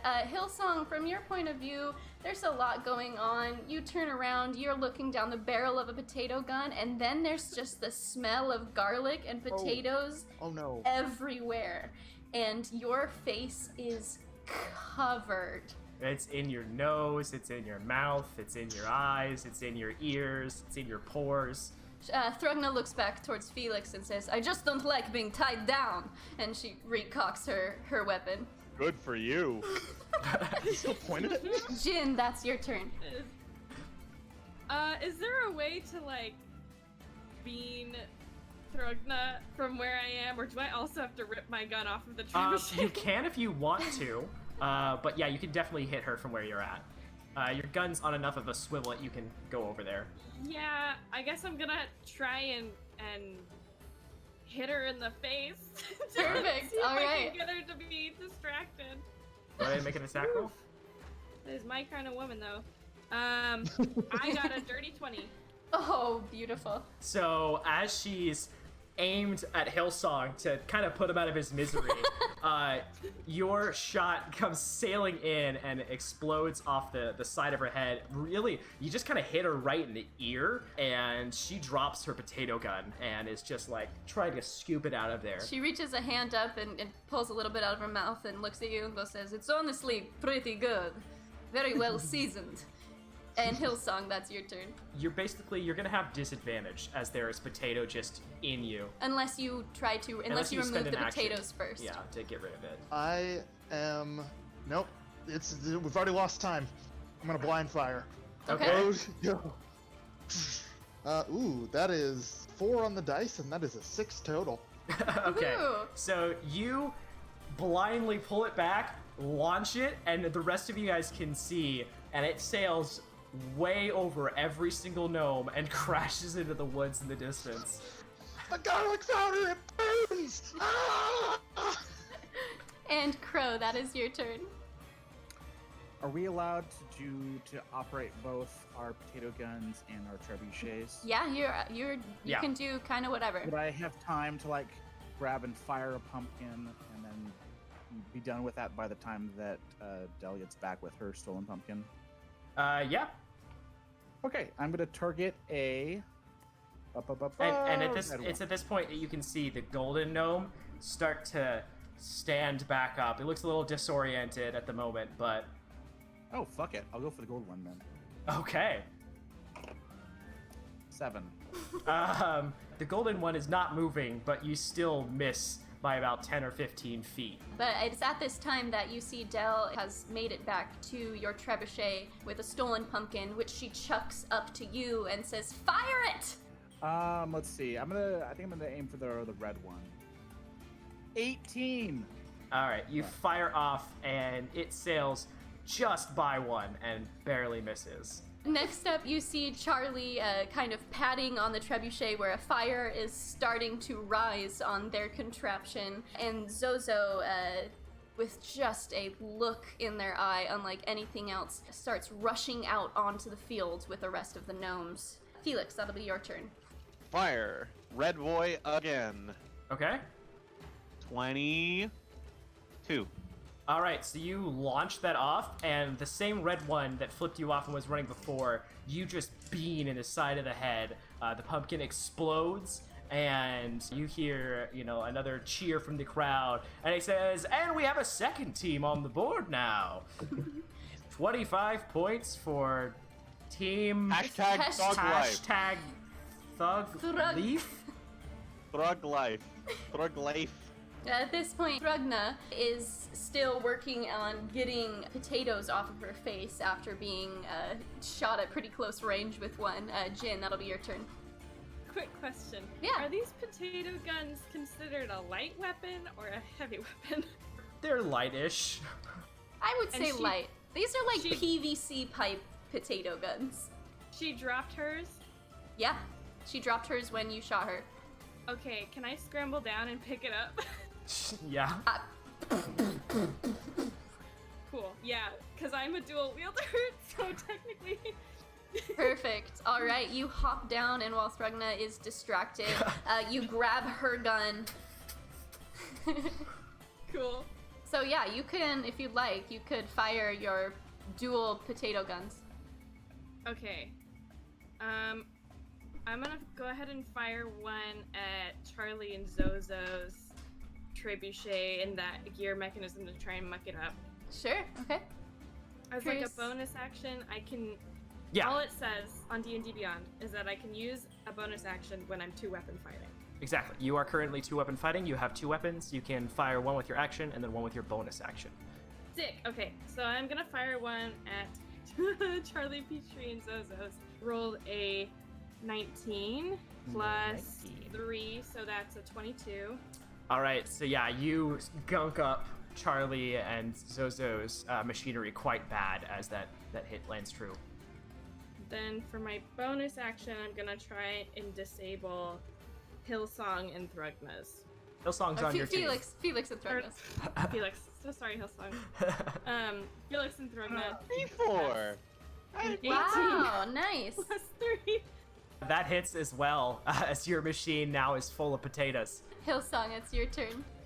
Okay, let's go for certain things then. The closest ones are white. Those are the easiest ones to hit, yes. That is a 14 to hit. 14 to hit, that's gonna hit, yeah, definitely. Yay, points. Beautiful. All right, Crow. And we that's have to you. another team on the board. Woohoo! Good job. To cast Firebolt at Charlie's trebuchet. All right. Burn it down. It's not about me scoring points. It's about So- them losing. As you fire off this one, go ahead and roll damage. It hits 9 damage. the side of the trebuchet right where all of the rope mechanisms are and immediately ignites. You can see there is a slight creaking sound and then snap as one of the ropes just breaks in half and the trebuchet is fully on fire now. Doesn't look like it's going to be launching any more pumpkins. And there's oohs and ahs from the crowd. I I don't have a hat. Otherwise, I would tip it. At this point, Adele crawls up into the seat with a potato gun, takes a shot, but it just whiffs past Charlie's head. But she looks at you and says, "That was a really nice one." And after that, it goes to Charlie and Zozo. Charlie just sort of flails and falls off the trebuchet, patting at his arms to try to get away from the flames. And you look and you see Zozo's rushed farther out into the field and is now wrestling with one of the red gnomes. It looks like they're attempting to drag it closer to the trebuchet. And it still counts if we hit it with I'll the chuck pumpkin. the pumpkin at you from like 5 feet away. Just come here. You Bring the see, gold one over here and we'll just bash its head in with the pumpkin. And we have a last-minute addendum to the rules. It looks like one of our contestants has gone out towards the gnomes. He is now worth 50 points as well. Ooh! Still frazzled from the earlier attack, Ronnie Medina is still trying to get the potatoes off to a satisfactory level. Winnie is in the seat and is going to fire at Felix. Oh my. Gonna hit. Yeah, Felix, all of a sudden, you feel hot, savory mush encapsulate your skull and go deep into your right ear. You get a little bit in your mouth, and you do taste like really well caramelized onions. Like, of all the potatoes to smack you in the face, this seems like a decent choice. And then that is your turn. I'm gonna shout to Thrugna. Thrugna, I need you to come clear the mechanism. She comes. And I will load up a pumpkin and I will hold my action until Thrugna clears the mechanism. Yeah, she starts to run over. Yeah, she runs over there, gunless and potato-fied, happy to help you with the task. She immediately runs up, jumps, and begins like Mulan climbing up the side of this thing, reaches in there, just scoops all the potatoes out real quick, and watch your fingers. So I have a question. Yeah. If I aim for the red one that is currently being grappled by the other gnome, is it possible to hit both of them with the lower DC? Since they're holding on to each other, cancel out any like disadvantage that you had with firing. You're still gonna have to hit one of their ACs. All right, I'm gonna attempt it. Okay, who are you aiming at specifically? Is there one more than I'm gonna the other? I'm gonna aim at the red one, but I'm gonna try and hit both. But I guess on the red one. Is All what I'm right, trying go to ahead for. and make your roll. Ooh, that's good. That's good. Hashtag blessed. That is a 20. All right, it explodes off of the back of the red one and sends him falling out of Zozo's hands. Zozo immediately takes this opportunity to dive on top of him and start dragging him by the feet, but it doesn't look like you hit Zozo. However, there is a huge eruption from the crowd, and the announcer says, "Oh, we're all tied up, folks, at 50. And Jin, that is your turn. I think I'm gonna try with both guns to disable. I think I'm gonna disable Dell and Crow's trebuchet. Okay. All right. With potatoes? Yes, with potatoes. Trying to gunk up our Not machine. fire. Not fire like some people. All right, go ahead and make an attack roll. Ooh. 3 plus 3. You fire off your potato and it just sails wide. Who's up? All right, Hillsong. Okay, this time let's aim for the next one down the line, so a black one. Okay, go for it. Okay, that's an 8. So Sorry. As long as Charlie Peachtree loses. That's all that matters. and you can see, you look over and you can see Charlie Peachtree is still on the ground, rolling, trying to put the fire out. And his trebuchet begins to crack and crumble under the burning flame. Yeah, and your pumpkin goes wide. Hillsong. Crow, that is your turn. I'm gonna aim for. Good lord. I'll go for a black one. All right. And I'm sure I'm gonna roll a nat 20. Did you roll a nat 20? I rolled a nat 20. Oh, you would have hit it too! Oh, hey, 10 points. Nicely done. So you aim, launch it, and this pumpkin goes sailing right where you're aiming, and it doesn't explode on impact. It bounces off the head of a black one and then careens into a white one behind him as well, setting them both falling over. So you get a double hit on that and score 15 points. At this point, Del hops up next to you by the trebuchet, loads a pumpkin, and successfully plants a pumpkin into the sternum of one of the white armored gnomes for an additional 5 points. 5 points. After that, you see Charlie Peachtree, who is looking still rather shaken from his trebuchet being lit on fire, starts running over to Crow, your and Del's trebuchet, and picks up one of your pumpkins. At the same time, Zozo is out on the field wrestling with a gnome. He has now drugged this one red gnome that has been hit twice. Semi-unconscious, has drugged him, and is now really close, actually, to all of the trebuchets, and currently not moving, so would have advantage on his attack roll. As Zozo lifts him up and just holds him there, gives a thumbs up. That's awesome. Jin and Hillsong, a potato whizzes directly between you two, and you look over and you see Winnie Medina, whose hair has like fallen out of her like perfectly styled bun with just a streak dangling in her face, and there's a look of pure fury in her eyes. But neither of you are hit. Felix, that's back to you. I'm gonna load up and I'm gonna aim for the red one that is not moving. All right, so you can go ahead and make an attack roll with advantage against him. Oh, that's definitely gonna hit. Add the bless. That is a 23. 23. Yeah. You launch that off, and Zozo's holding him. Ah, shit! And it just goes bam, and just eviscerates this gnome. There is a huge cheer from the crowd as you take this one out, and the announcer says, "Well, I think we now have our clear leader at 75 points. We have hashtag It's Thrug Life, boss. Thrug Hashtag Life. Thrug Life. At this point, Thrugna hops off the trebuchet from where she was helping you, grabs a pumpkin, and starts running out towards the field. Jin, that will be your turn. Just fucking. Well, yes. So currently, Charlie is running with a pumpkin, Yeah. correct? And you. Krugna is running with a pumpkin. And at the start of your turn, you can hear the announcer says, "And that's it, folks. We are getting into our final minute here of the competition." I'm gonna try and sharpshoot Charlie in the face with a potato. Okay. Oh, Beautiful. Yeah, Charlie has grabbed one of Crow and Dell's pumpkins and is turning around to... Well, he can't head back to his trebuchet. He's honestly just standing there looking like I didn't think this through. So you take aim at him. Going to be a 11 plus 3 is 14. That will hit. Yeah, you just hit him right in the chest, and he falls backwards. His pumpkin accidentally throws it, and it flies behind him and lands about 10 or 15 feet behind him. For my bonus action, I'm gonna try and get Thrugna in the face. That's a 15 plus 3 is 18. That'll hit as well.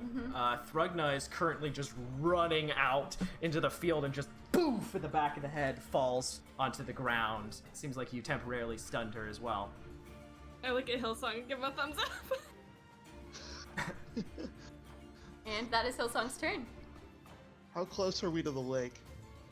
A fair distance. Probably like 100, 200 feet. Within shouting distance or not within shouting distance? Depends on how loud you can shout. Okay, It's Jin? it's iffy. Jin, is it time to get weird? It's always time to get weird. Okay, I cast Speak with Animals, Okay. and I shout as loud as I can in the direction of the lake. Otters, help us! Go ahead and make a persuasion check. 15. 15. All right. That's your turn. There we go. Crow, that's up to you. I mean, at this point, I might as well just aim for the gold. Now you're gonna get a 1. I feel it. Yeah. Big buddy, no whammies. Got a 3. That's about right. That's about right. You launch this one, and the pumpkin just sails like up. Like as you're starting to throw it, it falls out of the thing, so it actually throws this one backwards, and it hits a tent somewhere in the carnival. Meant to do that, guys. It's on me. Next to you, Dell loads up a pumpkin in the trebuchet as well, and yeah, you see a pumpkin fly over and smack into one of the black armored gnomes, garnering you a few more points. You are now at 30. Sweet. Charlie is sort of stunned, lying on the ground. Zozo, it Charlie's seems... having a bad Charlie, time. it's a no good, very bad. Zozo is still out wrestling with a gnome, although he seems to have attracted some attention from another, and there now seems to be a fight between the 3 of them, about halfway between the trebuchets and the rest of the gnomes. Winnie Medina is going to fire at Felix. So that's gonna be a 19 to hit you, Felix. Yeah, I'll hit. Another Oh, yeah. potato smacks into your face, and then suddenly a large bellowing noise fills everyone's ear as the bugle is blown once more. And it is over. We have our punkin chunkin champions. As there is a huge cheer from the crowd. Everyone is just cheering and exciting. You can hear some swearing coming from Charlie's direction. You guys are welcome for me taking out Charlie's trebuchet. That was on me. Honestly, that was the coolest thing I've ever seen. Dell says to you. I give her a I'll- high 5. She I'm gonna jumps run up over and to high fives Thrugna. you as well. Very I'm gonna good run job over to out Thrugna. there. Yeah, you Yes. high five so good. It's the crispest, cleanest fiver you've had in like a decade. And it does hurt. Wow. Good high five. Jesus.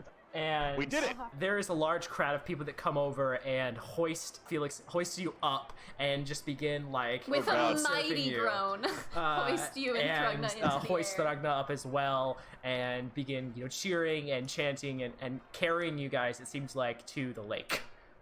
Yeah, there seems to be a large procession of everyone just heading towards the lake, and as you make your way there, you hear all of a sudden the excited celebratory talking sort of shifts to something of confusion, and then a little bit of concern, and then happiness, and you hear 20 or so otters chirping and barking and giggling as they rush up through the swarm of people, and folks are just stunned in their place, looking around. Some of you would know usually the otters don't come this far into land, and they just sort of slink their way through the crowd, rush up to Hillsong. In Hillsong, suddenly you are surrounded by a group of otters that form a circle around you and just look up expectantly. Okay, I look down at the otters, and I say, "Quick, go help the townsfolk celebrate the winner." And I point over at Team #ThrugLife. And the otters nod and just run off towards them. I'll hop down from the trebuchet and hold my little hand up for a high five and be like, that was fun. You did well. Yeah, I try to give her a high five, but she's a halfling, so I have to give her a low 5. As you are taken over to the lake, you set down in front of it, and a large group of otters comes by and just like brushes up against your legs as they run and jump into the water and begin swimming around in fun, circles and splashes, and a couple of strawberries are brought up to you. It looks like you can see the mayor say, "Congratulations, congratulations. Man, what a competition we had this year. That was absolutely excellent. Good showing. Honestly, once Zozo hit the golden one, I thought it was over once that happened. So good showing from you. And your champion gift baskets," and hands over a large gift basket. Oh, here you go, Thrugna. Thank you, very good. Champion's player gift temple. basket. The mayor says, and now, as the sun start to go down, I guess we will get ready for the moonlight viewing. And you see at this point, folks are beginning to, some are laying out blankets around the lake. People are just getting situated, and it's also that they are facing the lake. And you see children kind of looking expectantly. And Jin, you would be familiar with this part of the festival, which is when everyone gathers to wait on seeing Lady Griselda. You would have experienced this several times before, having visited the festival. And yeah, it's around this time that the sun is starting to set. Is there anything you guys want to do as you wait? Congratulate the winners. Yeah.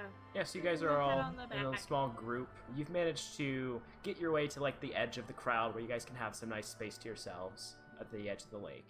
I will pat Felix on the calf because I cannot reach his back. We did it, guys! I've had so much fun. The sun is now pretty much completely set. However, there's really not that much of a light difference. As you guys look up, you can see the brightest and largest object in the night sky is one of the 3 moons. The largest moon you guys would recognize in the night sky is quite larger than the other 2 and gives off a faint blue glow. You would recognize this moon as Mistriel, which is one of the main moons of Pendalore. There's 2 other moons as well, one that passes in front of it and one that passes behind it. Those moons are often considered to be like, the twin moons or something like that. And they are also both visible. So with all 3 moons in the night sky, it really is kind of still daylight in a way. It's not super dark. Dell sort of scampers over to you guys, congratulates you, Felix, says good game to the rest of you. So are you guys sticking around for the viewing and Lady Griselda and all that? Absolutely. Yeah. Oh, absolutely. You've seen it before, Jin? Oh yeah, it's my favorite part. Oh, it's pretty cool. We're hoping for a good one. We got a good sign from her last year, so we're, fingers crossed it'll be another good year. Sure it will be. I can feel something in the air. Thrugna, would you like to join us? Well, sure. Why not? Winners should stay together, she says, and she leans in kind of close to you. Exactly. Very good match, still cannot get over. Also to you, and she turns to Jin. Very good firing, double weapons, very cool. Oh, thanks. I practiced. Sure. It's no big deal. I can tell. Good shot with you. Sorry I took your gun, but obviously was kind of the smart thing to do. That's alright, I absolutely admire. Very good. Thank you. And Jin blushes a little and pulls out her sketchbook and her pen and she starts sketching the bones. Have any of you been to this viewing before? You have yes. been? Yeah, I come here. This is probably my... Gosh. I try and come every year. I think I've been here... This is my 13th time? That is very much so. You have seen this Lady Griselda. Yes. And yeah, Jin, you immediately know what Thrugna's talking about. The largest otter of Lake Otterling is a bright white otter with an intricate set of horns, while most are just small little buds. This otter has sort of a really intricate set that almost spiral together like antlers. I'm gonna flip through my sketchbook and say, I've actually drawn her a couple times. She's gorgeous, but if you've never seen her before, maybe you should wait until she comes out. Yes, I have not seen, but I have heard how is it go if this Lady Griselda is fully encompassed by the moonlight. This means bountiful year for the lake people? And you see Del sort of nod, turns to Jin and goes, Have you ever been here when she's come all the way out into the light? No, but she's gotten really close before. Yeah. And I'm really hoping that this year I can catch it. You'd be familiar with this concept that the people of Lake Otterling believe that on the night of the moon change, if Lady Griselda comes out for a viewing and her body is fully encased in the light, it's said to be an incredibly prosperous year. If she comes out a little bit, it's supposed to be fairly neutral. If she doesn't come out at all, you should keep an eye on things the next year because the harvest might find some difficulty. This is very interesting. Yes, I find it rather odd being from Ganacor. We do not usually entertain ideas about animals in such a fashion. You're from Ganacor? Indeed, yes. I'm from Adria. Ah, very nice, magic boy. Yes, I suppose. Ah, yes. Well, if it is any consolation, I do not believe what they say in Ganacor, that all Adriathians are sissy baby men. Because they say that often in Ganacor. Well, only thing they say. I'm glad that you don't believe the stereotype, I suppose. Absolutely. It has been honored to work with you. I think if perhaps more people from Ganacor and Adriath joined hands, obviously we bring success. Mm-hmm. And victory. And victory. And she kind of, oh yeah, she goes for another high five. And this time it's like your hand's getting a little raw, but you know, it's that good hurt. It's that good hurt. There begins to be a sort of hush that falls over the crowd. As the night progresses and it gets later, and the moons Get move closer. Towards one another. You can see the closest of the moons, Mozu, is currently passing in front of the large moon, with the other one close behind. Looks like it's going to be passing behind it. And I'll have you all go ahead and make a perception check for me. 6. 23, Joe? Yep. 14. Okay. So, Jin, you are, staring out at the lake and at the moon and just taking in the beauty of it all, sketching a little bit if you want to. Just this piece is just like radiating over you. Every year this is just such a nice event, but this year in particular, it's more beautiful than you've ever seen it before, and you're just sort of taking that all in. Hillsong, looking around at the crowd, you keep expecting there to be some sort of infighting or, problem with the crowd. There's many people this close together. All of them seem just happy and laughing and having a great time. And your thoughts will drift back towards your home. Felix, you can see there is a couple of telescopes set up. Crow, you see, all of these sort of things going on as well. Taking a look back towards town, you can see sort of like light that's like flaring up, and then it goes out, and then it comes back a little bit. It looks like something is like opening and closing a cover on some sort of light source. At this point, the crowd gets very, very quiet, and everyone begins to look out at the island in the distance to see if they can see the bit of white reflecting the moonlight. You guys all look out, and you can see what looks like large, majestic horns coming out of a den. And this creature is moving very, very slowly, and the further it comes out of the den, the quieter it becomes around you.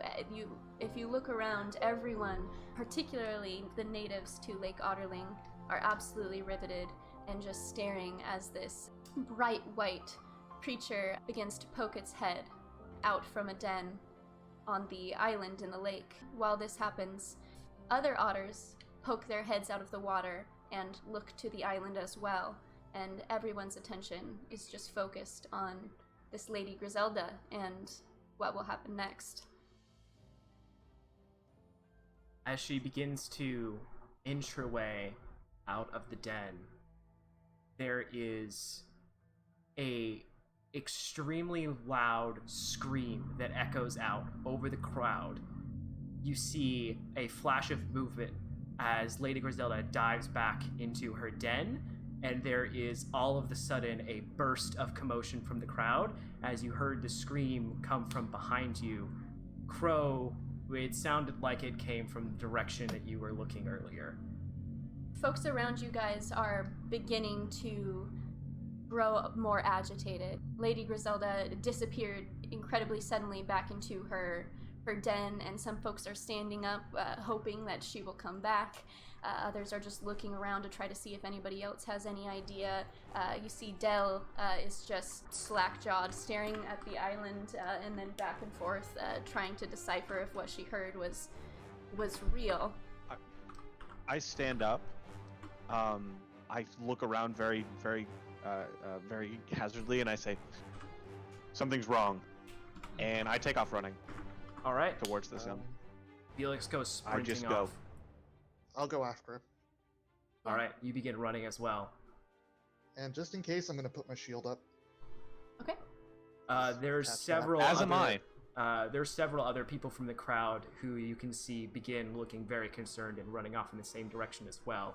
Jin, standing there, you can see the mayor and Darren rush past very quickly, and you can hear as they're passing, you can just catch a little bit. You're not sure what they said. Something about Jenkins. You're not sure what else. They're quickly walking that direction as well. As I'm running, I'm gonna reach back, pull the shield off of my back, and put it onto my arm as well. I'm gonna follow the mayor. Okay. I'm going to knock an arrow and head after Felix. All right. You guys begin running over towards that direction. Felix, your long, fear-bulged legs carry you quite a ways ahead of the crowd, who at first was moving with trepidation and only now really has the hurry that you immediately had. As you run over towards the sound of the scream, you can see there is a very worried-looking individual. Looks like he's just seen a ghost. Comes running over towards you. It looks like away from a building, and you can see inside of the building there is firelight. It looks like some sort of torch or lantern inside, and the door is wide open, as well as one of the windows is shattered. Sir, what's going on? Oh my god. Oh my god, you see this half-elf male, looks fairly young, sort of dirty blonde hair pulled back into a braid. They're breathing heavily. And they approach the mayor and reach out and put an arm on the mayor as if to stabilize themselves, and he goes... Jared, whatever is the matter? What's happened? It's Jenkins. I don't know what happened. He's Old man he's up Jenkins, there he and wasn't at the festival? He's dead. And he just quickly looks around and says, Darren, get rid of this crowd right now. And Darren immediately shuffles off and starts chatting with people. All right, everybody, back to the lake. No, it's all right. Everybody, just stay back. Mr. Mayor, I'm here to help. The name's Calvin. What? Calvin, Felix, what's going on? I don't think. Listen, it's not for me to discuss. He's Mayor, dead in there, Mayor. People don't. This is not normal. What happened? What's happened to him? Don't need to tell me it's not normal. I've been mayor of this town 25 years. We've never had a murder here before. You see, yeah, the young half-elf is struggling to maintain composure, Listen, breathing Jared, very just heavily. calm down. Calm down. Someone to look after you. Is the body in that building? Yes. Listen. Will you allow me to take a look? Felix. Sure. And this is this point that the rest of you begin to catch up as well as start of the crowd. Darren's doing his best to keep people back, but the word of a murder is already starting to make its way through the crowd. And you can catch people saying, a murder on the moon change day? Oh, this doesn't bode well. It's like, Lady Griselda, she didn't come out. Felix, are we going in? I am. You certainly don't have to, but if you would like to, I have to go take a look, though. I will go with Felix. I am also going to go. Yeah, Sam. All right, so you four begin running in. The mayor says, "No, wait! Don't disturb." Oh hell! We'll be And he careful, says, Mayor. "Move back, We'll be crowd." careful. He says, "Be careful in there. Don't know what killed him yet." I'm a And ranger, he it's says, "Who was the last person seen in this building, Jared?" And they Yes. begin talking as you four head inside. Inside, you can hear the commotion from outside, the crackling of a fire, and it looks like this is some kind of pawn shop type situation. There's lots of random items around, some useful, some more like ceremonial or keepsakes. And You see some it- large fangs of mysterious creatures and a lot of what looks like just oddities and mementos kind of lining a shelf. It's not dirty, but it's not super well maintained. It's a bit cluttery. And you can see by the shattered window there is a table that has been overturned, and items sprout out all over the floor. there's one straight staircase that leads up, and it looks like there is a line of blood that is dripping down the stairs. Avoid the blood pool if you can. I will start making my way over to the stairs very carefully, trying to avoid the actual blood stain pattern on the stairs. Okay. Sort of hugging the wall, trying to make my way up the steps. Actually, kind of difficult for you. Go ahead and make a dex check. Natural 1. You know, your large size is making it difficult already, and you step in a bit of the blood on your way up, slip a little bit, catch yourself, and keep moving upstairs. As you guys make your way into the room, you can see the twisted, dead form of an old man. He looks frail, maybe in his 70s, and he has what looks like some gashes in his chest and a cut on his face, and he has a look of absolute terror in his eyes. And that is where we will end for the night.